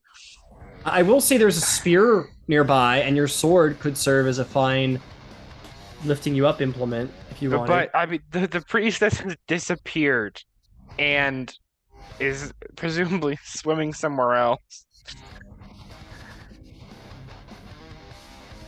What would you like to do? The shitty comedian in me wants to say I punch Feroxy in the kneecap. I mean, I punch Finch in the kneecap. Ow! You can try and hit me. You sounds like you take a lingering injury as you break your hand on her armor. You're like, fuck! You could. I'll tell you what. You can't walk without a cane, but you can crawl without one. Oh, can I swim? Sure. Don't go in the wood. Don't go. Sure, Yeah, why not? I'm gonna army crawl to the water and chase Why? the fucking priestess. Why? Bye, Why? Feroxy. I have to finish this. I have. You have 3 hit points. You have like four The hit points. frogs believe in me. What are you doing? Bye, Feroxy. I'll tell you what, folks. Finch, Ember, you don't know what's wrong with this guy. I'm just letting him go. I'm letting him go at this point. He is missing. In the last hour, he has lost his left eye. He has lost the ability to breathe properly, and now he has the most worst groin injury in the world, and he crawls desperately, wheezing with a high-pitched octave, desperately towards the water to continue combat. If you would like to take an opportunity attack to grapple him and stop him, that's entirely your choice. I would like to. Finch I would like have to. I would like to take the opportunity to assist him into the water because that's where I'm going anyway. Hell yeah, Ember! okay. That's my fucking guy. Okay, this is interesting. How am I going to treat this? I'll tell you what, Ember. I'll tell you what. This is how we'll treat this. You see Finch going to grab Feroxy, and Ember, you're like, wait, I'm going in too. So I'll tell you what. Let's have a Finch versus Ember grapple. If you win Ember, you block Finch. Finch, if you win, you can make a check on Feroxy. So Can I give Ember the help action? Oh, do you want to spend your full action giving Ember the help action? I don't know any of these people. I don't have like a team camaraderie thing. Just a contest to see how funny Feroxy could die at this point. Done. We're done. Feroxy's critically torn in half in a tug of war accident. My groin! My groin! Oh my god. No, I won't do that. I won't do that. All right, All Ember right. and Finch. So Finch, since you're sort of trying to grapple Feroxy, and Ember, you're trying to stop. I'm gonna say, Ember, you're the instigator. So I want you to make an athletics check. Finch, you can make an athletics or acrobatics check. Oh, I'm gonna do an athletics check. Okay. Oh, I rolled 19. Did we roll the same thing? yes. Yep. Okay. Feroxy Ember, is torn since in you're the half. instigator, Yeah, right, we you're ripped him in half. setting. Since Ember, since you're the instigator, you would be the one setting the DC.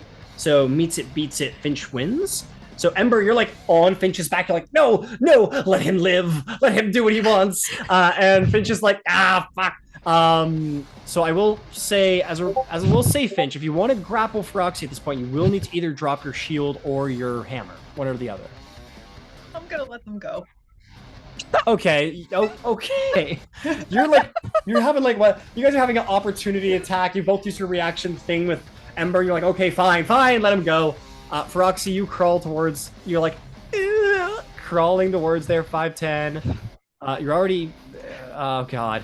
He tumbles ass over tea kettle into the water. Oh, sploosh. You land in the water, right here. You are no longer prone because you can't be prone in water, I don't think. Can I do one thing as he's headed to the water? Let me know what it is. I want to press my spear into his hand. Ow. Like, for him to have? Yes, As a looking for him to have. Okay, yeah. So they're like pulling yourself away, Feroxy, greatsword in hand. You just like feel Ember's spear sort of drop into your hand. So you have a greatsword spear, and you into the water, spear and greatsword in hand. You land there. You have an action and a bonus action left. What would you like to do? Can I see the priestess? Anyway, yeah, you can see that they've sort of like retreated under here for cover, and they're sort of turning around and preparing to swim back. I can't even fucking reach him. God damn it.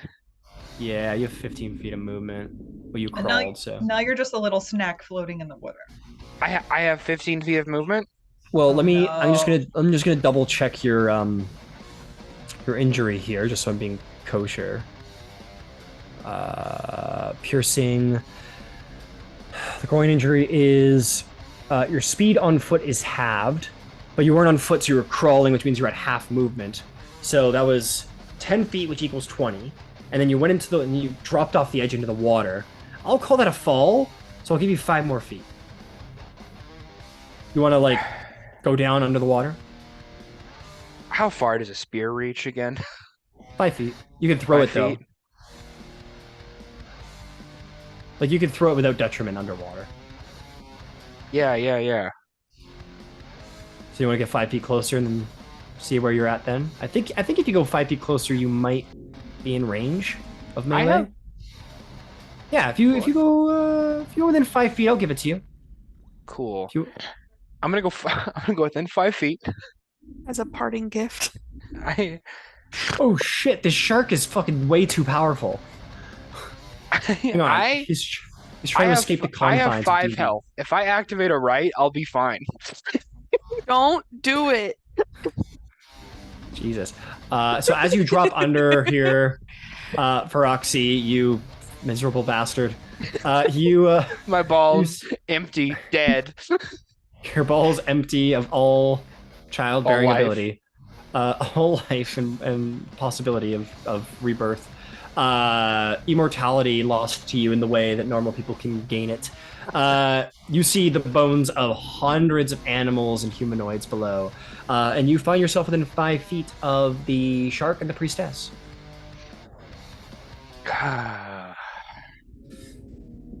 The legend of Feroxy will be determined here. I only have so much healing left. Gotta pick your favorite child. I guess. Yipping. What's the plan? What's the plan, Feroxy? All right. Well, since Vane's favorite child, I'm gonna after I fucking crimson right. No! Bahamut's like, this is full. Like, I want to heal him. This is 1 damage. I want to give you the power to heal Finch. I know, Bahamut's speaking to me like, let him go, man. Bahamut's like, yeah, you got like a little platinum canary on your shoulder and is like, I don't know. They're fucked, man. All right. Like, even I'm a little conflicted about my dogma at this point. Right. What's 1 damage? It's just a very personal relationship with God. Right. Anyway, Feroxy, you bleed yourself underwater. You take the spear and you stab yourself in your hand. Go ahead and roll damage. Yeah, it was 1. I already rolled it. Oh, good. That's great. I love that for you. I'm take gonna one swing more- at my fucking greatsword. Okay. Let's go, you You motherfucker. put the spear on your back, you take your greatsword, and you go. "Ugh." So just so you know, if you use the greatsword, you are at disadvantage underwater. If you use the spear, you're at a straight roll underwater.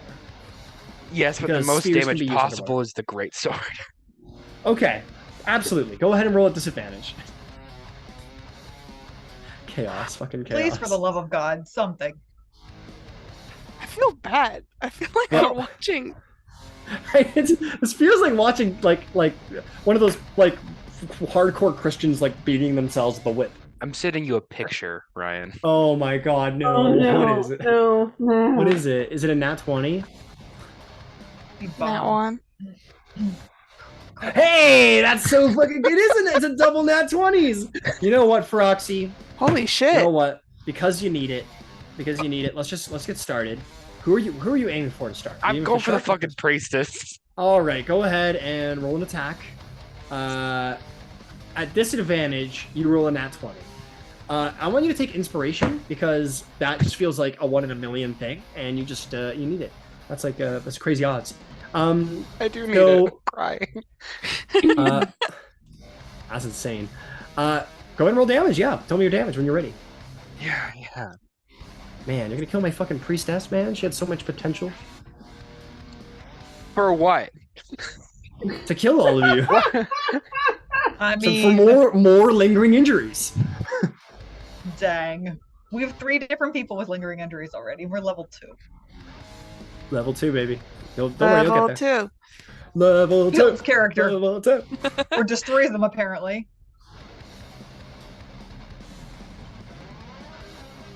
Let me add it up. So, as a reminder, plus 12 for your great sword, and I believe that you're at a d6 for your right, or is it a d4 for your right? It's a D4. It's Okay, so- 12 plus 16 plus 5. So that's 33 damage all mixed together. How do you want to kill the Sahaugin priestess? With the cold damage, the sword like just straight up stabs through the neck and face, and the rest of the body just freezes into a block of ice.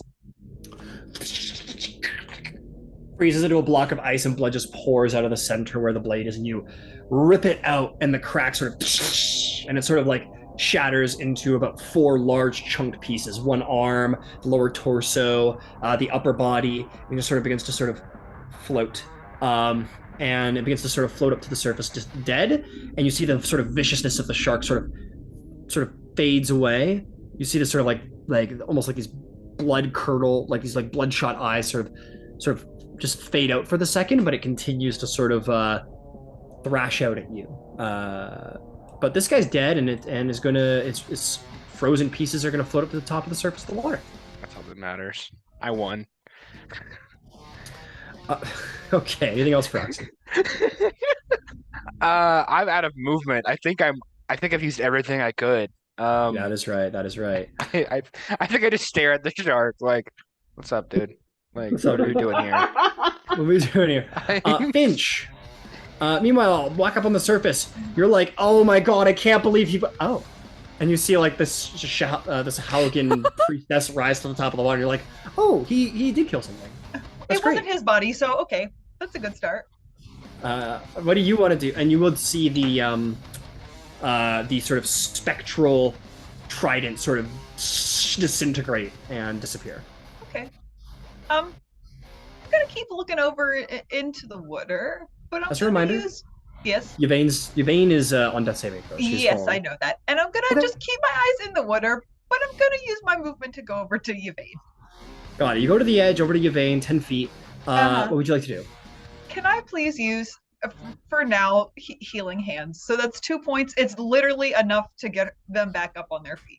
It's 2 Yep. points of healing. Got it. Warmth and healing wash over your wounds, Yvain, and you gain just enough to regain consciousness. And I'm not gonna do anything else for now. I'm That's so it. sorry. I'm gonna kill this fucking shark too. I'm so sorry. Okay. I was going to try to find. You Shit. did good. And I'm gonna like kneel down and like comfort them like a little bit and just try and like maybe prop them up on a rock. Yeah, sure. You use your actions, so you're kind of like starting to help them. Yeah, understood. Okay, Ember, what about you? Is there anything that you want to do in the wake of this battle? Yeah, I want to dive into the water. All right, you're like, surf's up, bitch! And you jump into the water. You have magical fire going on, so that will remain ignited as you go in. 10. You're like, surf's up, baby! And you dive in. Down to here. That was 10 feet of movement to get to the edge and jump, because that was a drop. And you land here. The pieces of the Sahaugin priest sort of are pushed this way by sort of the force of the water, just 5 feet. And you see Ember under the water, sort of like, Feroxy under the water, sort of holding their groin, sort of moving around, and this shark sort of like thrashing around, cornered in the back of the water. I use the rest of my move to put myself between the shark and Feroxy. You can definitely get beside Feroxy to help, but they are within a 5-foot range of one another. That's fine. That's as good as I can do. Got it. You get into the water. Then I'm gonna do an Eldritch Blast because that works perfectly fine underwater. Yes, it was. But if you're within 5 feet, that will be at disadvantage because it is a ranged attack within 5 feet. So go ahead. Roll an attack at disadvantage. Unless you got a melee something. Oh, wait. Yeah. That'll be 7 and 6 is 13. 13 will indeed hit the reef shark. Go ahead and roll damage. 16 points. Jesus, man. You literally Ember the hand cannon just blasts a hole in the side of this shark, and it and it sort of begins to thrash violently in pain and fear. Is there anything else? No, fills the water. That's pretty much it. All right, Zarvolg. You feel the mark fade away. You know your target is dead. What would you like to do? Right. Can I jump across the water to the other side so that I can see down into where the shark is? Interesting. Is all we see blood coming out of the water and that's it? You see blood coming out of the water. You see giant chunks of ice. Okay. You do see some Sahaugin body parts. You don't see any sign of Feroxy or Ember coming out, but you do. Okay. There is like a measure of heavy steam and bubbles that comes out of the water at one point here. So we don't know where the blood's coming from. Okay. They're getting blown to fucking pieces. Yeah, like a little ledge on the other side. See that ledge right there? Yeah. You want, let's see. You want this guy right here? Yeah. All right, you go. There, you definitely have a running start, and you have 15 strength, you said? Yep. Okay. Make me a DC, let's call it a DC 8. Acrobatics check or athletics check. I'll give you either to just sort of land there and then land there safely without sort of bouncing off the wall. 23. Yeah, easily done. You land there perfectly. It is a tight fit, so I am going to consider this a squeeze as you're like right up against the wall, flat-footed, without a full battle square. But you do get there. All right. Transfer my hunter's mark to the shark. All right. And I will take a shot. All right. Normally it would be a straight roll because you can see due to Feroxy and Ember's light. But because you're sort of stuck on this ledge and it's hard to sort of get your arm around, it is going to be a disadvantage. Okay. It doesn't matter. My ribs hurt. Yeah, you try to pull back and you have this as like a rock digs into your side. So that's it for me. Understood. Also, as a note, Yvain. As a note.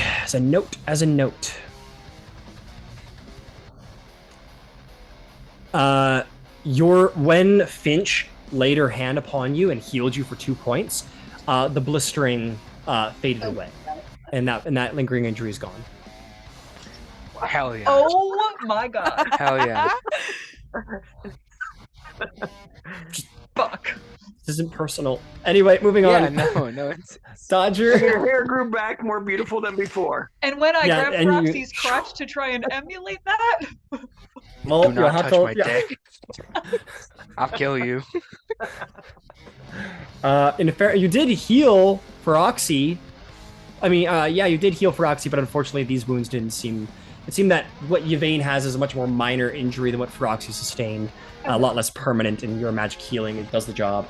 But anyway, we Dodger. don't know what heals it or not, so I don't know if I'd be curious enough to be like, will it do the same? Definitely. So Dodger, you're sitting there, sort of hidden, ready to do something, and you like look to your side and you see Fen is there, just sort of like sitting, and is like looking at you, and is kind of like, and is kind of just like looking at you, and looks like he just kind of wants attention or something. You don't know what he wants. What does he want? Can I use a free action to give the dog a pat? Yeah, you may absolutely give the dog a pat. You kind of give him a little, like one of those. A little ruffle. little ruffle. He comes over to you and he starts like pushing his body up against you for you to like keep petting him. All right, later, and I'll scamper up to the edge if I can. Okay, you scamper. Like to like there or like there. I'm trying to peer down like where the blood is coming from to see if I can tell what's happening down there. Okay, so we'll put you there because it's right above. So at 20 feet, you jump up on that little ledge there and you look straight down. It's tough to say because the water is like coated with like clouds of red. The water's thrashing everywhere as there's some battle going on under the water. Like heavy steam bubbles are going off, like someone lit off like something fiery down below, very consistent with Ember's blasts when he shot them underwater. Visibility is very difficult down below there. I'm not fucking going down there. And I will hold an attack for when I get a glimpse of the shark. You pull your bow back, hold an action, prep, and are ready for whatever might happen next. You feel a dog snout pushing against your pocket where you keep your rations, and it sort of starts licking your hand on the bow. Not now, later. No, fuck, go away. Stop. And it's just sort of, and it's just sort of like barking at you to give him some attention. All right, and that's Dodger. Well done. The shark. The shark. Fuck, he's not very smart. But he is a shark. Yeah, he disengages and he starts swimming away. Goes to... Oh my god, this shark. Okay, you know what? Fuck it. The shark grows wings and flies away. I'm sick of it. No, I'm kidding. It's fine. No, the shark is going to try and leave because death wasn't the plan, wasn't the retirement plan. It's 30, he's got 10 more feet. Do I see it? Yeah, you're looking around and you see sort of to the right where there's less obfuscation, you see a very vague shark shape, just hauling ass away from everything. I guess I take him in fire then. All right, make an attack roll. I am going to call it disadvantage because it's very difficult to see down there. Heavy obscurity. That probably doesn't hit. That's 4. That's a 9. A 9 doesn't do it. The arrow sinks into. I'll say like you're like perfect shot, and then the dog sort of like licks your finger, and you sort of like and you overshoot. That's fucking gross. And it sort of like jumps up on you and starts licking your face and starts like whining. And it's like, what the fuck kind of trained dog are you? Get off! and does get off and sort of like whines at you because it really wants to be your friend. Aw. All right. Anything else? Yeah, that's it. Oh, well, that was your hold action. That was my and that's the action, shark's yeah. turn because the shark just wants to fucking get the fuck out of here. The shark is not invested in this at all. It was under the domination. Priestess is dead. Yvain, you sort of come back to consciousness. Finch's touch warmed you and healed you, and you feel the painful blistering on the side of your cheek is gone. You're also muted. Bald, though. The worst lingering injury of all. Thank you. I'm not going back into battle right now. I'm sitting right here.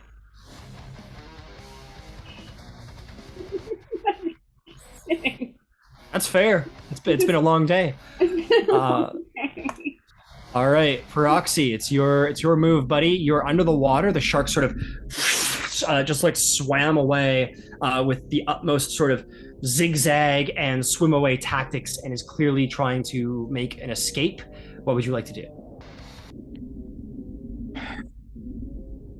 I don't have a swim speed. I can't get to the shark. I guess I'm done. You could throw the spear again. You could go 15 feet and throw it.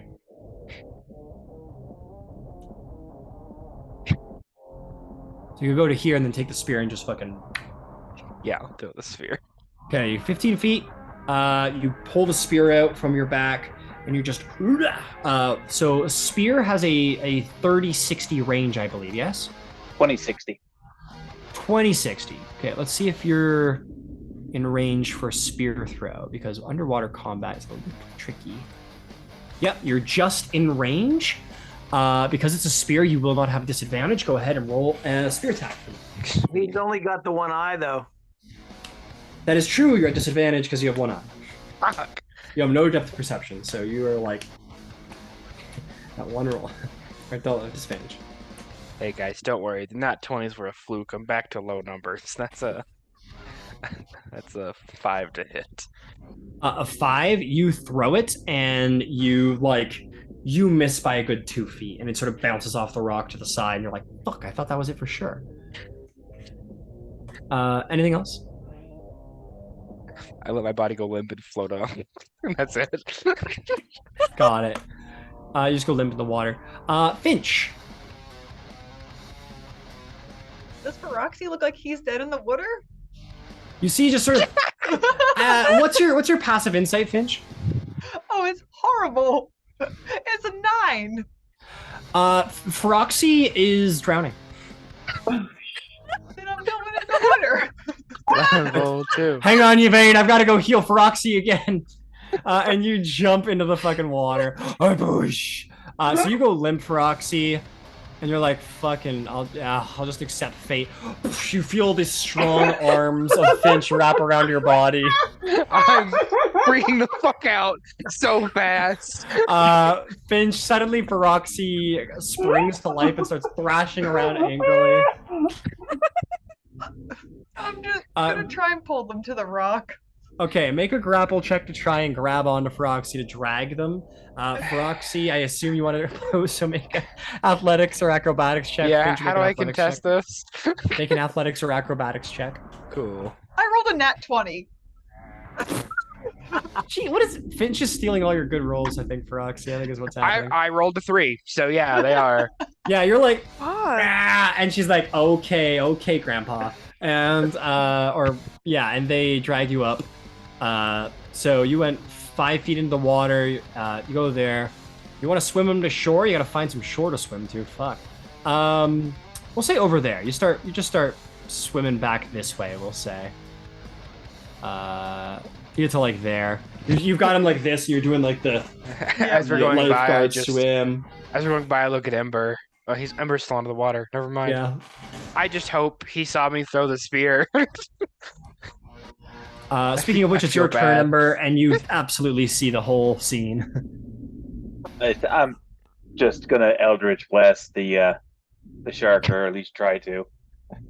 Got it. Go ahead and roll me. Yep, magic works fine underwater. Just go roll me a straight attack. oh God. 24. How do you want to slay the shark? Because you're apparently the man with a gun. Just tear into the bolt just tears into the dorsal onto it, and it just rolls and goes belly up, floating to the surface. Yeah, you tear the dorsal fin off the back, scathe down the back of the head, and it sort of rigor mortises in the water, but sort of like does a couple spins, unable to continue forward thrust without the dorsal fin, and just sort of suffocates and sort of to the float, goes to the top. Well done. Combat officially ended. You guys have done it. You are beat the fuck up, but your first mission might just be successful very soon. Zarvolg up against the wall, sort of ready there. Feroxy just sort of unhappily accepting the lifeguard help of Finch. Finch sort of being a sort of Adam Warlock figure, just sort of like saving you against your will, and pulls you to the shoreline and goes like, "Don't worry, I saved you." And you're like, "I didn't ask for it," and the rest of you sort of recuperating in the wake of this battle. But I think it's time for a overdue break. And when we're done with the break, we can do a little exploration of the aftermath of this most glorious battle. All right. Dang. Okay. What the fuck just happened, y'all? That just happened, yo. Mentioning, Dodger has taken no damage at all Oh my god. Well throughout done, this Rogue. entire thing, so he's good. Listen, I To was be a actually rogue trying and to to be hide in the careful. I dark. wasn't like out in the middle of shit.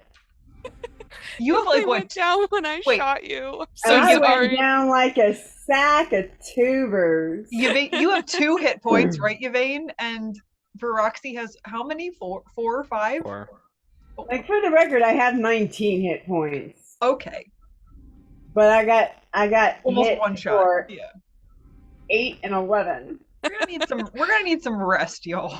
What do you think? I know. You need, Yeah, like, we a gotta month like so do Yvain's a hair can grow long back. rest.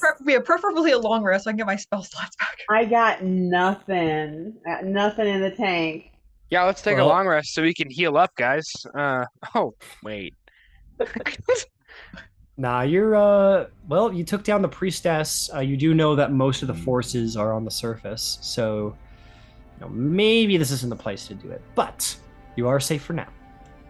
I mean, The you were pretty bullywugs are distracting the Sahaugin, but it might not last forever. damn. Fuck me. That was brutal.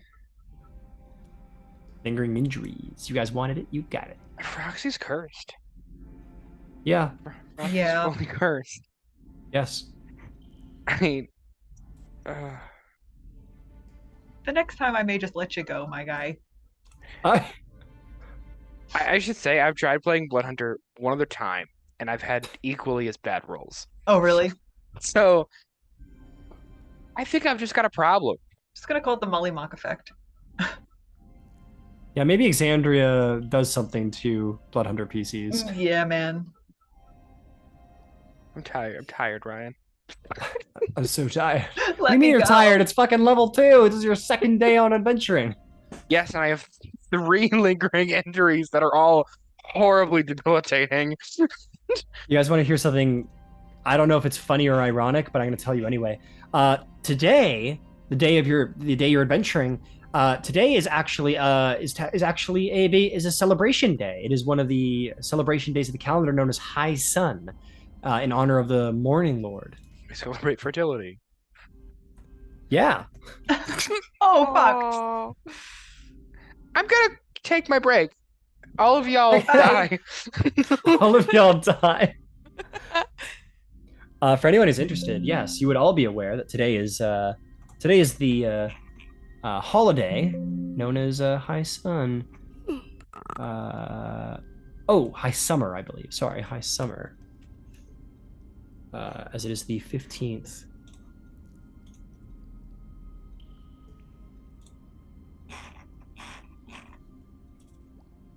I'll get to you in a minute here.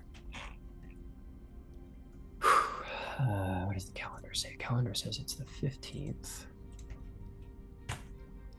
of Sidon Star.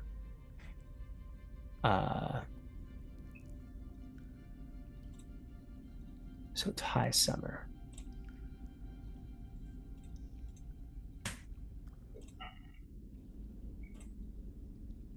Yes, High Summer, the holy day of Pelor, the Dawn Father.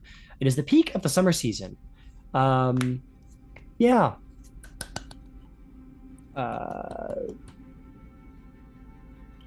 That's all. Okay. It's a day of gift giving, and it's meant to be a day of sort of gift giving and feasting in many places. Actually, Finch, you're from Amon, so Yep. you would know that. That was today. Yeah, today is a great day of celebration, and that goes on for the entire week. That is all about gift giving and feasting, and ends on midnight on the 21st. So if you get to Amon within the next 6 days, you can enjoy the High Summer Festival. I hope we don't. Well, it's very far away, so chances are very slim. No, I'm going to make another suggestion.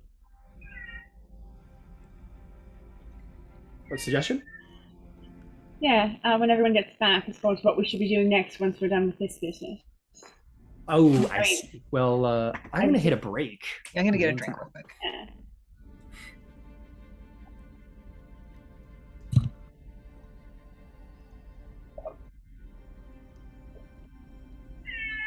Oh, hush. You.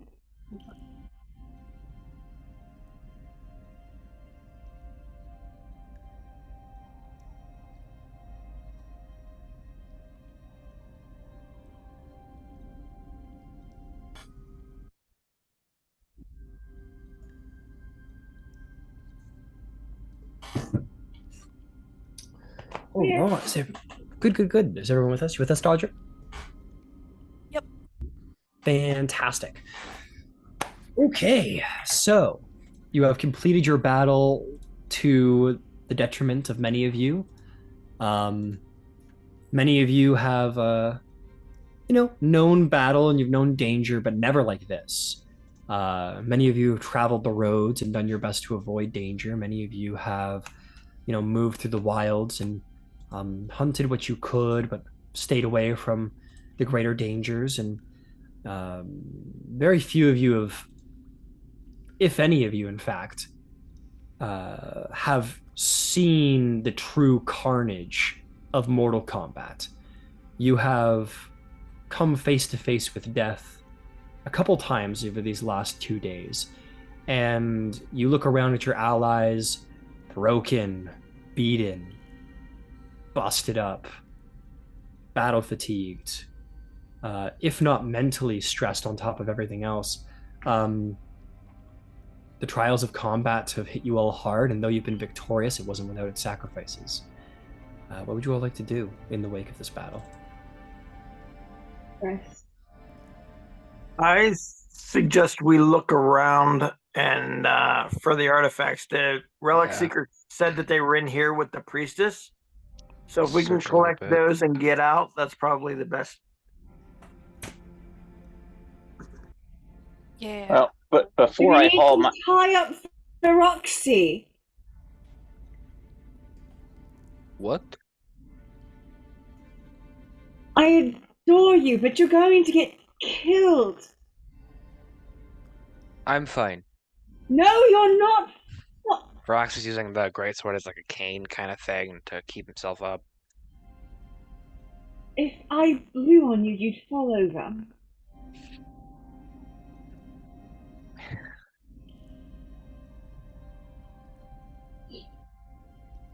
I'm going to look around now. Yeah, I'm going to look around too. yeah Okay, guys. Yeah, go ahead. before I pull myself out of the water, I want to go after my spear, but I also want to go after the priestess's scroll and staff. She was doing something wiggly with it. Maybe there's something wiggly that can be done for Roxy if we can figure out how it works. Understood. So I'm going to with that being said, I'm going to sort of divide the investigation. I'm going to go around and get everybody what they're doing in this moment. So Ember, you're sort of looking around the water and the priestess's corpse. Zarvolg, you're just sort of looking around the general area. Does the rest of the four of you have a preference in what you're up to right now? I'm looking for the artifacts. You're looking for the artifacts? Understood. I was in the same vein. Got it. Dodger, Just same looking thing. for what we're here for. Same. Finch? Okay, fantastic. So I'm going to start with you, Ember, because you're sort of specialized here, going through the water. In the water, there is the corpse of a Sahaugin, there is the corpse of a shark, and there is the corpse of the Sahaugin priestess. You said you wanted to acquire your spear. No issue there. Very easily acquired. You may add it back to your inventory, or if it's already there, sweet. Yeah, you go looking through the priestess's stuff, and you are going to find a couple of things as you're going through the Sahaugins shit. The first thing you find is that she has a bracelet of shark teeth, which is kind of cool. You, my friend, being sort of your background and how money works, you could probably have someone to buy this off you for like a silver, but it is kind of cool. I don't know if you care about that. If you want to take that, mark down shark tooth bracelet, 1 silver piece. That's its value. As for its actual loot, it's got some coins on it. It's got 14 silver pieces. And lastly, its equipment. It doesn't have the staff anymore. That sort of disintegrated when the spiritual weapon was dismissed. But you do find the scroll. You find this. It's sort of moving around in the water, and you grab it and you make your way to shore. Maybe, whatever. It's just You can go back in if you want. And you look at this scroll and you kind of open it up. And it's a very, very old parchment. It is... it's very thickly wrapped. Like, it wasn't fully unwound when the Sahaugin was reading it. And it is covered in A, writings, B, strange markings that are connected by circular diagrams. It's very strange. It definitely wasn't wrote by Sahaugin. The writing is the literature, well, I guess you wouldn't know that probably. Are you proficient with calligrapher's tools? No. No, okay, cool. But yeah, you pull the scroll out and it's kind of covered in writing and diagrams and dots and shit. It's you can't quite interpret it right now. What languages do you speak? Common, halfling, and primordial. Yeah, you don't know what's on here. Strange language, strange script. So that's what you find. Okay. The rest of you... Well, did you want to go through the other Sahaugin? You're going to find, like, a spear and, like, maybe a trinket. Okay, cool. Not necessary. Understood. Okay, the rest of you. You guys are going to start looking around. You're going to find that this indeed is sort of their central sort of hideaway. You find back here a number of chests. You find a number of goods, things scattered here and there. And you're going to find yourselves quite the haul, my friends. Get your pens and papers ready, because as I describe what loot you find, I will describe it now, and then I will delete it. And if you forget what you were supposed to get, it's gone. And we'll say it simply fell out of your pocket. So if it isn't marked down now, it is gone forever. So please take your pens out, take your scrolls out, and yeah, here we go. So in coinage, the party finds 1,500 copper pieces. You find 1,000 silver pieces. And finally, 80 gold pieces. Secondly, you go around and you find a number of gemstones from various places. Some of them cut nicely, some of them maybe sort of produced from the various walls in this mine. You do not know, but there's a variety of different stones here. There are 6 gemstones, each worth 10 gold pieces, totaling to 60 gold pieces each. I will now give you the exact gemstones because that's fun and pretty. So the first is, the first 2 are turquoise. These are opaque light blue-green gemstones. The second is a lapis lazuli, which is an opaque light and dark blue with flecks of yellow throughout it. There's a small chunk of obsidian, which is an opaque black stone. You find a moss agate, which is a translucent pink with a mossy gray along the side. And lastly, there's a banded agate, which is a translucent striped brown stone. I kind of hauled through those really quick. If you guys want the gemstones, well, actually, I'll post them all for you here in the Facebook, because that was a lot of gemstones, and that was probably very hard to keep up with. I got them. Cool. Yeah, I got them too. Good job. Well, they're in there anyway. Lastly, you find a couple of unusual items.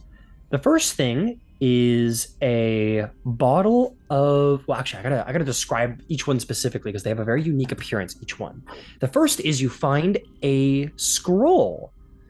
Yeah,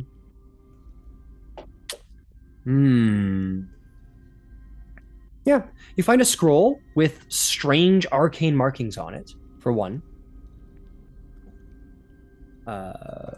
Second is, in the boxes, you find 2 potions, or, vials with a strange liquid inside. There's 2 of them, and each one has an eyeball that bobs in a yellowish liquid, but vanishes when you uncork it. So there's 2 of these. You find this bottle of oil. and it similarly has a unique appearance. Beads of this cloudy gray oil are on the outside of the container and quickly evaporate.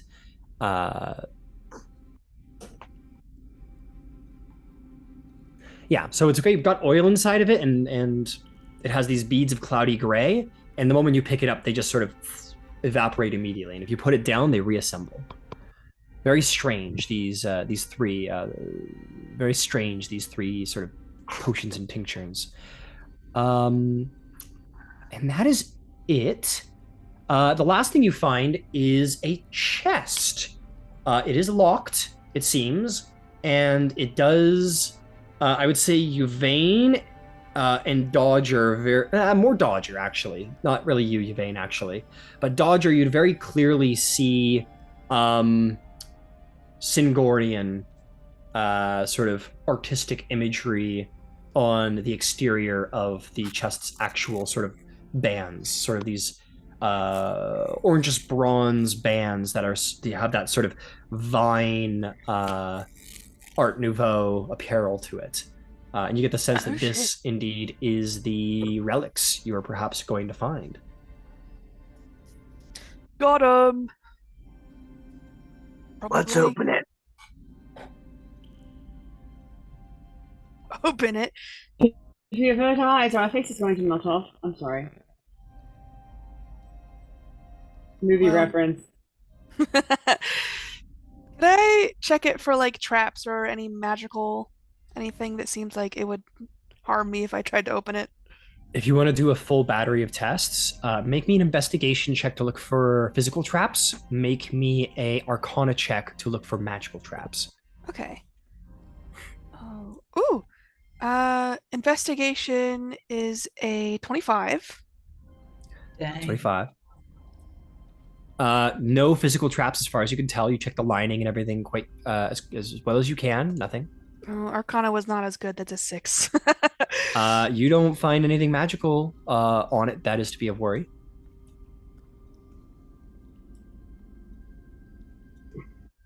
Well, I'm not a magic sort, so can't really say for sure, but I think it's all right. Everyone back up.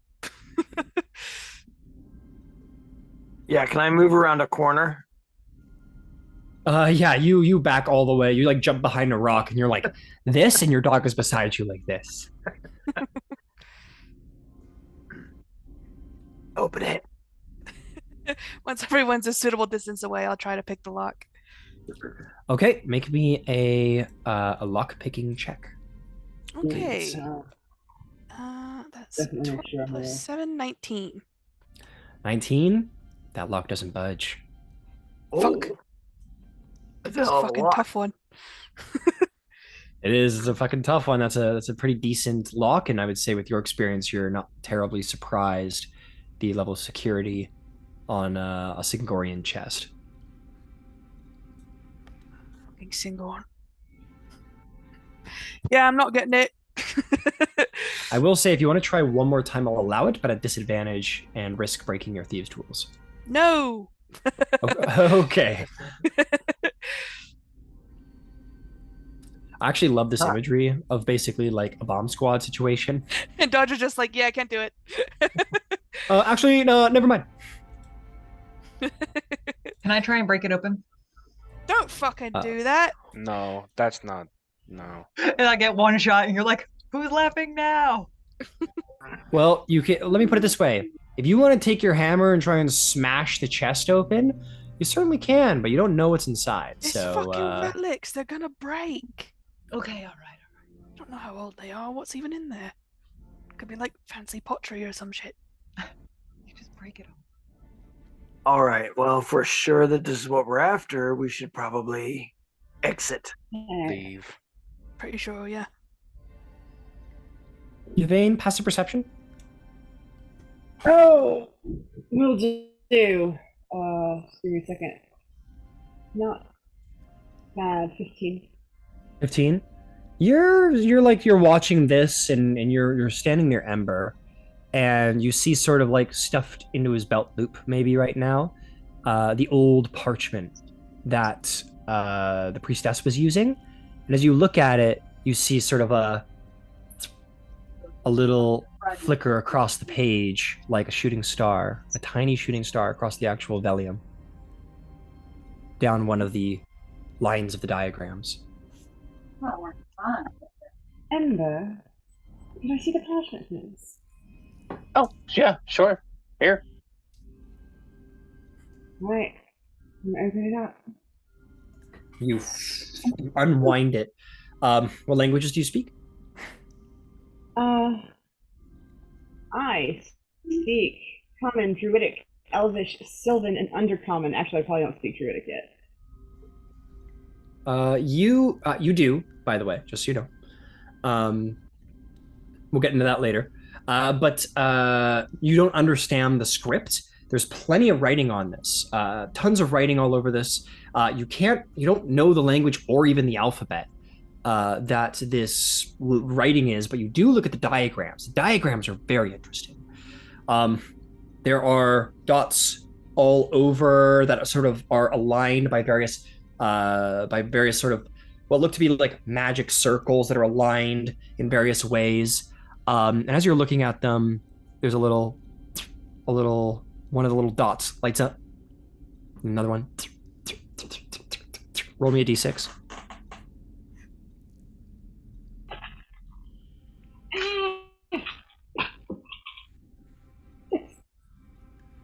Six. Fuck. Sorry. Hang on, I'm getting a little. There we go. 6. You're looking at it and reading it, and you see some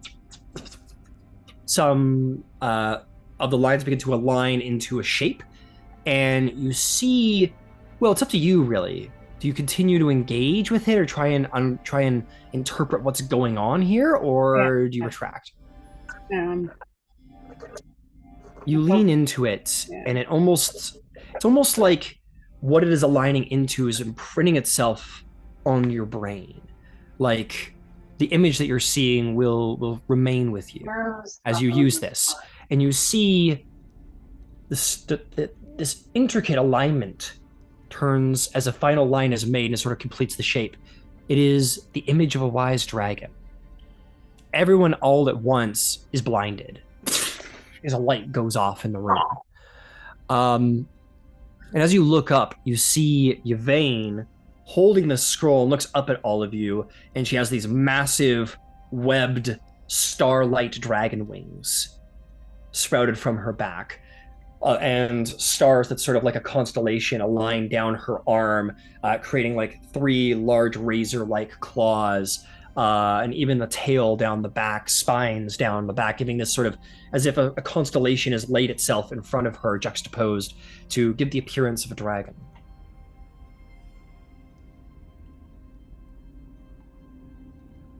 Can I fly?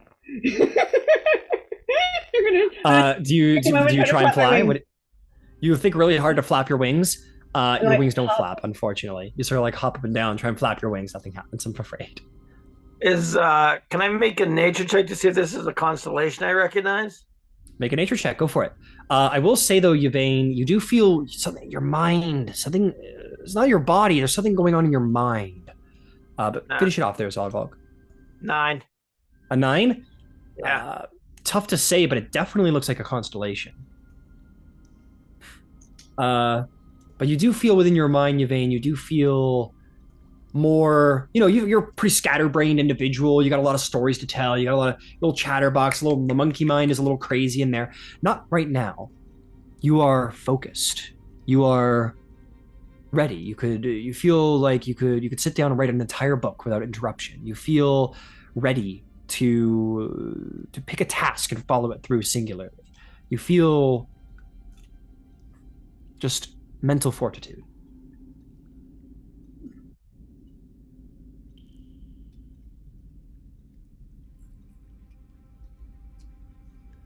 Happy,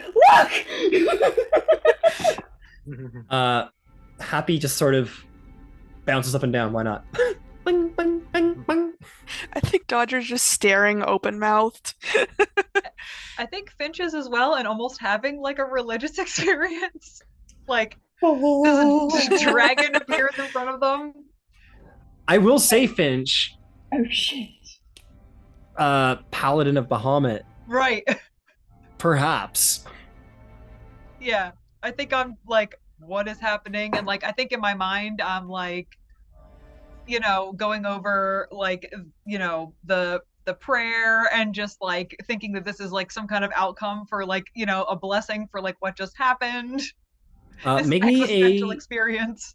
Absolutely. Why don't you make me a religion check? Yeah. That's not so good. 6. Finch, yeah, this is clearly a sign. Absolutely. This is the image of your god and placed on this individual.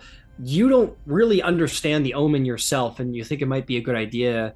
Like, if you wanted to interpret it, you'll probably seek out a priest, seek out a cleric of Bahamut, or any cleric really, and maybe they could make a more a deeper and a more intuitive sort of interpretation of the vision. But you have no doubt in your mind that this has some relevance to you.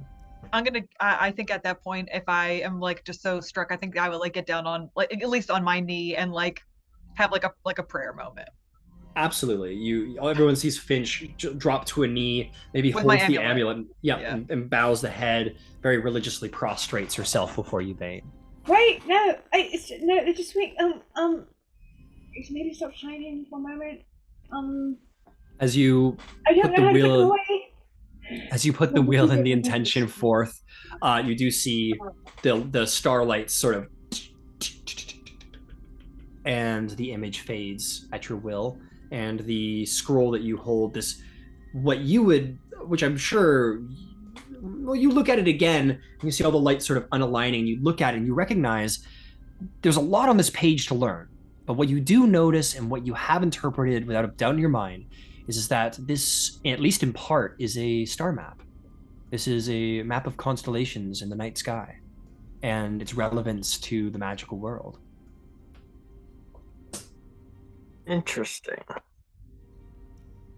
Well, yeah, I'm going to make all of that. So this is a really cool map of the constellations, and I don't know a lot of what's on here, but I think I should like to study it if no one objects. I couldn't make hide or hair of it. Help yourself. It made you glow. So I guess knock yourself out. Thanks. Alright, well, should we get out of here? We banged up. Yeah, Right, let's get right. out of here before all the fucking fish come back. Yeah, Oh, let's yeah. really get out of here. There is a war happening. Tuck all this away and move along. All right, Right. Let's gather up what we did find. All right. You gather your gems, you gather your coin, you gather these strange items, and where are you headed? You're heading to that rope ladder? Yeah. I think Yeah, that's the that best seems like place. the Sure. best way out. Seems y- optimal. Up you go. Some of you struggling to reach the top. Zarvolg, your ribs hurt. Your Feroxy, your everything hurts. My legs don't work. I'm just using core strength to pull up. Yeah, you're very impressively just using core strength. And you guys begin to start making your way up. And sure enough, you go up until you sort of crest the top and find your way to a cavern, the interior of an unlit cavern platform. Fire from Ember, or a magnificent light from Finch, and you can see the way. And very, very shortly after, it is also worth noting that as you come up into here, there is a dilapidated and broken crane, like a ruined crane. You get the sense that this is where supplies might have been transported down into the mine shaft as a different secondary exit. And you walk out where there is some old, broken, and rusted tracks for mine carts. And the light hits your eyes for a second, and you find yourself back in the Katwal swamps. Woo! All right. Shall we take our treasure and head home? Yeah, I think that would be best at this point. How about we get a safe distance from here and get some rest? Let's go Yeah. find those fucking frogs, maybe. If they're Right. still alive. Frog Yeah. Village? Yeah, let's go back to the village. Yeah. Right. You guys limp along somewhat. I'll specifically walk next to Feroxy so he can just lean on me and not damage his sword. I think Feroxy appreciates it, but I think he just keeps trudging on. And I'll walk with Yvain because I know that they're pretty messed up. Sure, you walk with Yvain. Ember, you just kind of stay next to Feroxy. You see from Zarvalg, you'll see Fen sort of like looking at Ember and Feroxy for like a good minute, and then he runs off into the swamp. And then about 60 seconds later, he returns with like the biggest, longest stick he could possibly manage to fit in his mouth, and runs up to Feroxy and sort of like drops at his feet and wags his tail. Aw, he brought you a crutch. That's so cute. Speaking to Finn and Sylvan again, just like, thank you. A nice little head pat. You again, and you speak in Sylvan to it, and like, you know, it's just a dog; it can't understand. Yeah. But Sylvan is perhaps the most primeval of languages, and you see that look of like the sounds are something there. Perhaps all beasts have some ancient magic connection to such a primeval language, and he sort of tilts his head, interested. Just the sounds seem to interest him, and you pat him on the head and sort of barks a couple times happily. Maybe does a little run in a circle, and then runs off after Zarvalg. And I'll just use the stick to walk. Yeah, he was hungry earlier, so we should give him a treat. I'll give him a treat. He sort of like sits for you. He sits like very like up straight, chest out for his treat. Nice. All right, we'll take him out something. One of my rations or whatever. All right, you give him a ration, so your dog will be fed for the day, and he'll be very happy to sort of gobble that up. And you guys are gonna take, because you move at the fastest you can move is at the speed of your slowest party member. Feroxy being that slowest person at 15 feet. It's going to take twice as long as it was last time to get back. It is late. The sun is setting here. So it's going to be about a 2-hour journey back as it's slow moving. For 2 hours, you trudge the swamp, sweat on your brow, stink in your nose, your boots sinking about a quarter of a foot into with every footfall. If you're not, maybe more if you're closer to the water's edge. It's not terribly enjoyable traveling, but with the help of Zarvalg, you don't find yourself in too deep a mud, and you're not impeded any worse than you could have. You could have been at like 5 or 10 feet, which would have been worse. But again, Zarvalg knows his way around the difficult terrain and helps the party get there faster. As we're traveling, Zarvalg is going to mention that perhaps we should sleep on thinking about what we're going to do with. We have come back with 3 items of value. Basically, we freed the captives, which we were told would be paid for, so we should check in on that. We don't have them anymore, so we don't have a lot of options, but we can certainly check in to see if we can get paid for freeing them. We know where there is that mine, the residuum mine, right? And now we have the relics, which we had at least 3 different parties show interest in buying from us. So the question is, what is the wisest way to go about getting the most value out of what we have to offer?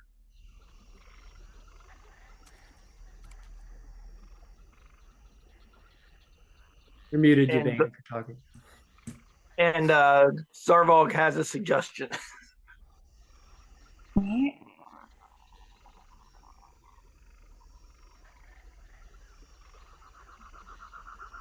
Oh, me. So it's possibly because we had 3 different parties interested in the relics. At least one of those parties didn't seem terribly intimidating, and we might consider selling the relics to more than one party if we could reacquire them after the first sale. No. I don't dislike the idea as a matter of morality or some such, but we're pretty banged up, and that sounds like the kind of thing that's going to take time invested in a place where we probably should be moving on from. I mean, how long will we want to invest in staying in Stilden? Seems like leaving while the getting is good, and I'm glad you say that. I think we should also be mindful about not making enemies, considering. Well, and more importantly, the Matthias, I think his name was Matthias, the guy who actually hired the relic seekers was Marlowe. It was definitely an M name. Was working for the clasp already. So if we sell to him and then crawdad him, that's crawdadding the clasp. That's a bad idea. Real bad, yeah. I've considered this, and the clasp has sort of a unique brand of ethics. And I'm not sure that if they didn't end up with the relics in the end anyway, that they would mind so much what happened with the relic seekers who failed them, essentially. So give relics to the clasp until the Marlowe fellow we got his seekers said and done. Sure. In regards to the residuum, if I may, it's all well and good to want to sell it to a criminal underground, but there's no real. It's not like a drug or something. It's not needed commonly. It's niche.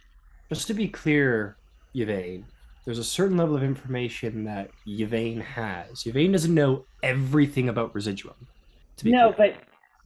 But my feeling is that the reason she would know it is because the Ashari use it in some of their control things. The only reason I understand you may feel that, but there is a level of knowledge that you possess. So do you not think so what does she know then? Just that it was residuum?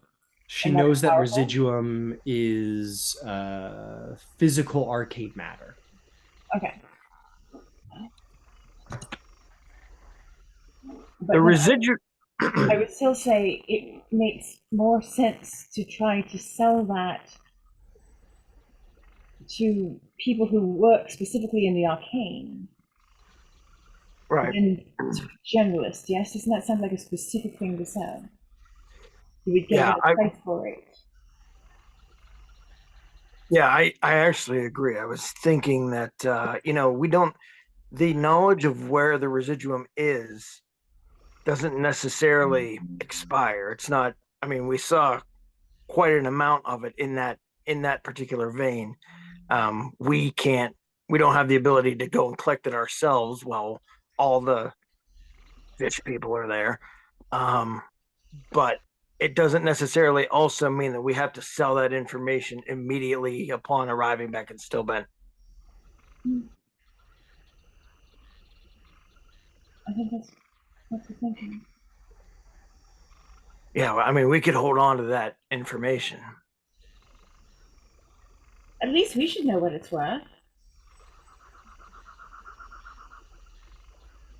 Yeah. Yeah, we could do a little bit more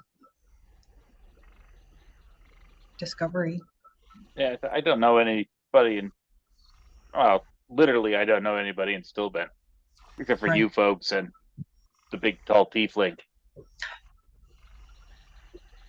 Yeah. But if anybody's going to be able to move that information, it would certainly seem like something that the class could probably do.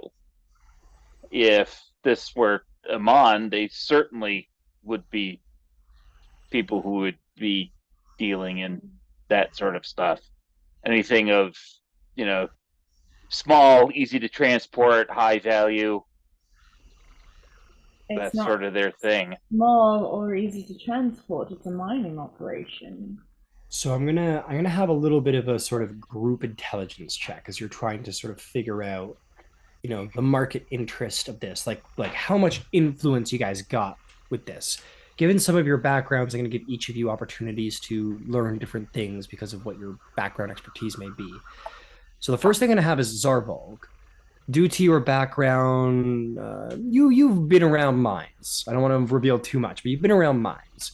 Right. So you didn't do too thorough an investigation, but you had a little look at it, so you might know something. I want you to make me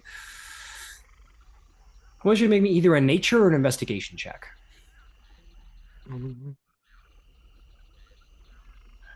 All right, it's going to be nature.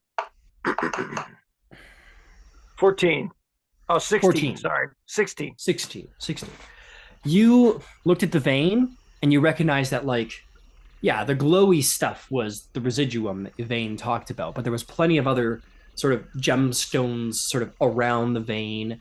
It was if you would need a proper prospector to come in and check out the vein and see how deep it runs into the actual stone, but just from the surface of what you saw, you get the sense that the mine was once probably a residuum mine and all the residuum was taken out, and that's why it was abandoned. It was a tapped mine, basically. Clearly they missed something. So you don't know exactly how much is in there if you dug into the stone. The second thing you know is if someone were to mine out just what you could visually see right there, there's probably it's not a lot, but you could probably get a couple of pounds of residuum stone out of there. Maybe you think 5 to 10 pounds of residuum out of there, which is pretty decent. So that's what you know. Okay. The next people I wanted to roll was Dodger and Ember. I would like both of you two to roll. This is definitely an intelligence check. I want you to both roll an investigation check. Investigation. Yes, please. 24. 22. 22. So, Ember, you are aware of you maybe of interest learned a little bit about different business dealings or different opportunities, wanted to learn about residuum in an open in a market, in a big city market like Amon. 1 pound of residuum is approximately worth 500 gold pieces. Dodger, you would be aware of that the residuum outside of a large city, like somewhere in Stillben, is worth much more, as it is a intense commodity, and sort of it's very rare to be found outside of the large cities. So it's sort of a seller's market if they got it. So it's probably worth much more than that. The second thing you're aware of is that residuum can be heated and blown into glass to form basically all kinds of magey stuff. Maybe you heard about scores here and there of people taking archmage stuff, sort of legendary heists and whatnot, and that residuum can be refined into something a little bit more potent. It has a great deal to mages, and the same thing that Ember knows, it's worth about 500 gold pieces, but in Stillben is probably worth much more. Mm-hmm. Yeah, and the last thing I'll say, especially for you, Ember, and you, Dodger, you guys are two copper adventurers. You guys could try and do this independently and tap it on your own, but boy, does that put a fucking target on your back, especially near a place like Stilben that is seedy as fuck. You guys might find yourselves with a couple daggers in your backs if you started trying to investigate this and got found out. So, you could definitely try and take it for yourself, though that would be very, very dangerous. But the other thing you could do is sell it, as I said, sell it as information to one of the factions, in which they probably pay you quite handsomely for the information of its location, send you on your way, and you might have a little influence on what kind of power ends up having more strength in Stilben in the future.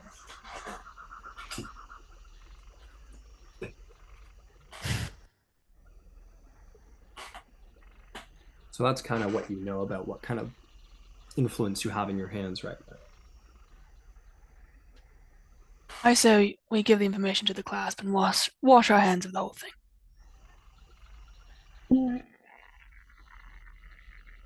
So we want to contact Marlowe and see if we can collect on releasing the hostages. Then we want to sell the relics to the clasp clean. Then we want to sell the information to the clasp. Is that correct? Yeah. Yeah, that's right. Well, that's what I want to do anyway. I don't know about the rest of you. That sounds like the quickest turnover with the fewest future problems for us. I agree with that.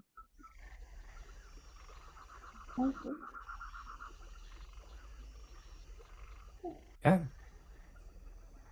You have some plan. You do have some time to get back to Stilben, so maybe nothing needs to be set in stone now. But yeah, as you travel, let's sleep on it. But yes, as you travel through the swamp,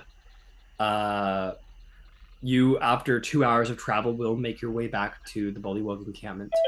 The battle was just as grieving to them as it was perhaps to you. Some Bullywug were lost in the battle. Other Bullywugs were severely injured, but they played their part well, and so did you. And as you return, and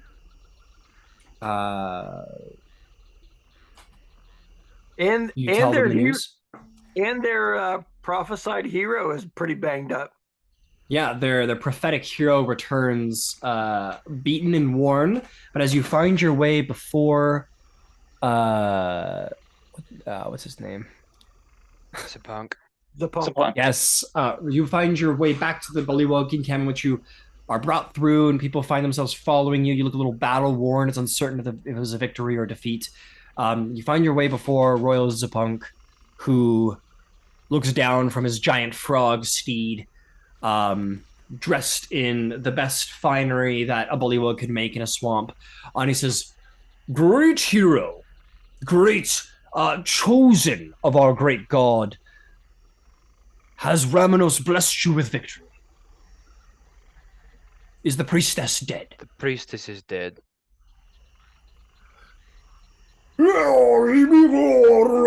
And all of the frogs, and they all begin to sort of jump up and down happily around with all of you guys. There's a celebration, applause. People are happy that it's been done. It is very much is like the end of Empire Strikes Back. The Ewoks are jumping up and down. There's celebration. The entire universe celebrates tonight. Your universe, anyway. And as the stars glimmer over top, bonfires are lit happily. They'll bring out their finest newts to eat and hand off to all of you to be cooked and yummied. And you're the heroes of the day to these Bullywugs. You've done great work for them, and they're very happy to see it. You receive much help, happiness, food, and any healing you might require. If you are able to, if they're able to heal. Oh, fuck. Stop singing about fucking Waterdeep isn't in this world. God damn it, I hit the wrong one. Sorry. God damn it. But yeah, you guys are the toast of the evening. Celebration is had, drinks are handed out, food is ate. Those of you with lingering injuries, I'm going to. They're going to bring their healers to see about healing you guys. So you guys are part of your victories. These healers are going to do what they can to inform you about, what is required about your recovery. Unfortunately, for you, Ferox, you are beyond their skill at medicine, and they tell you that your injuries are Grievous. and will affect you the rest of your life. And they say this with great grievance. Who is Yvain? They're like, yeah, your hair will grow back. Why did you shave your hair? That's basically what they say. They say like, no, like we're into it too, basically. They have they have the Royal Zabunk translate for you guys. Zarvolg, you have broken ribs.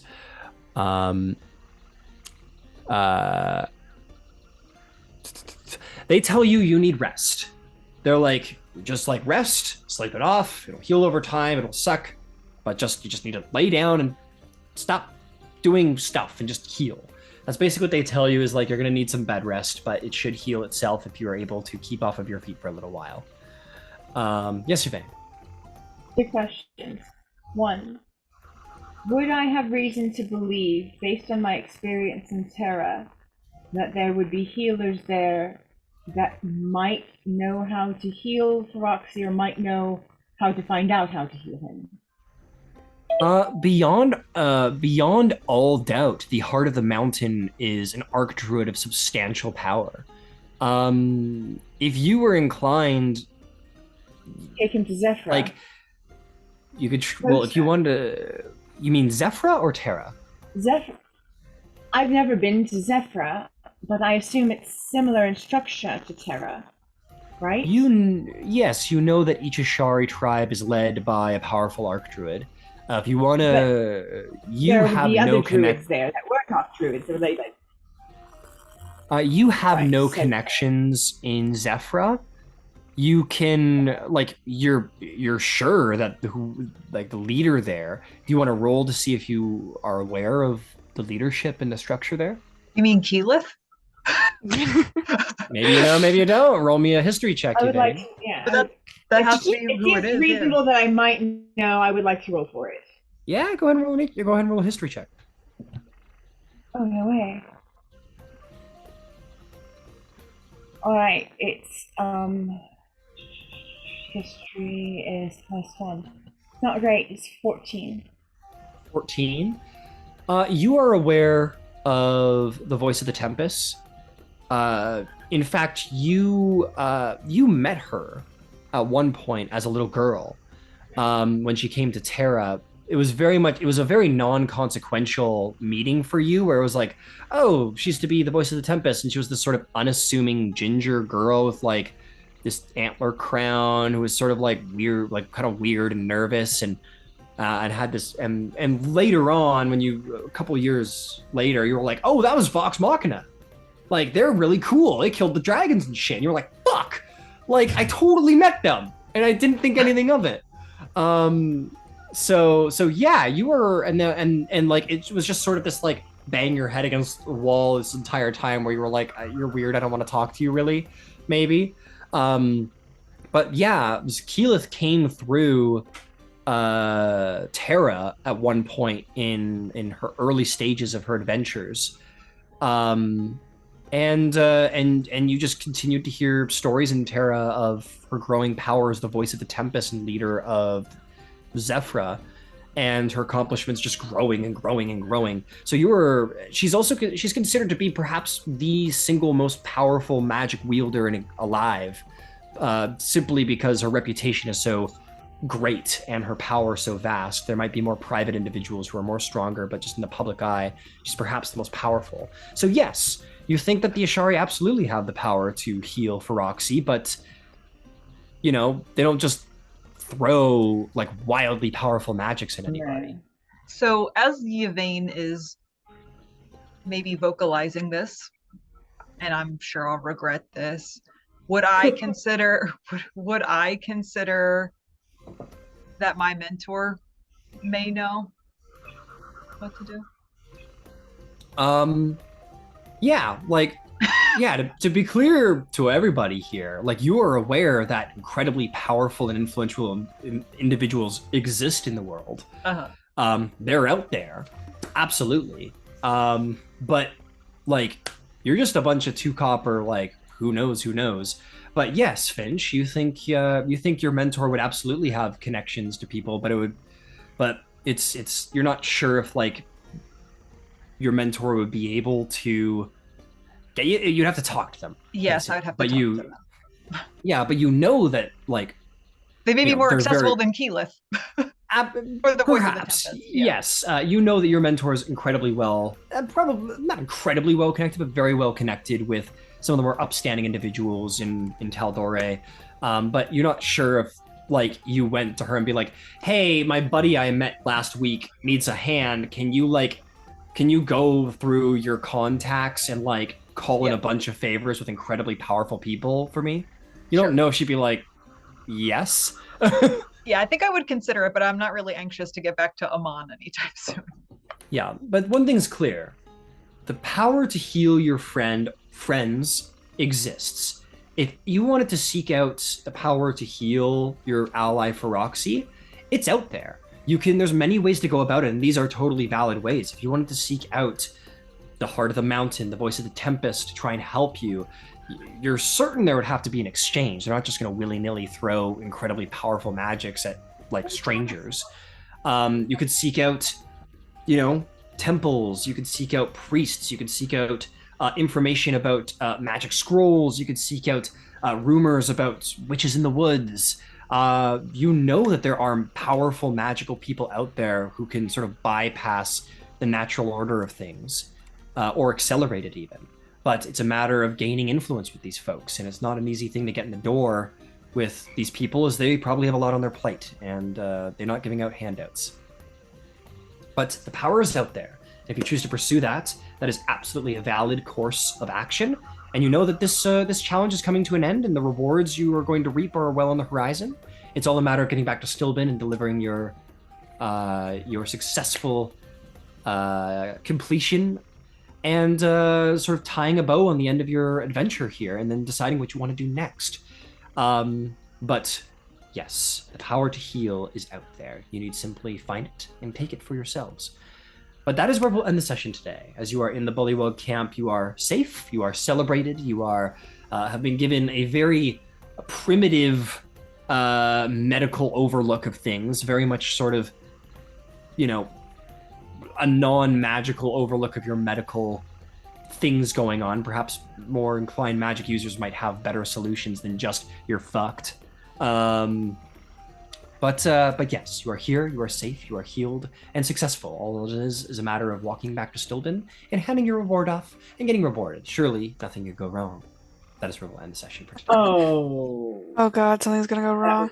Terrible, Ryan. Something more will go wrong. Genius until those last 5 words. Thanks for the anxiety. Is there someone who's you're keeping welcome. track of our party loot? Because we do have cash to divvy up and other goodies to divvy up. I wrote it down. Saying, I don't want to lose track. I also wrote it down. Okay. I just want to make sure that we're good.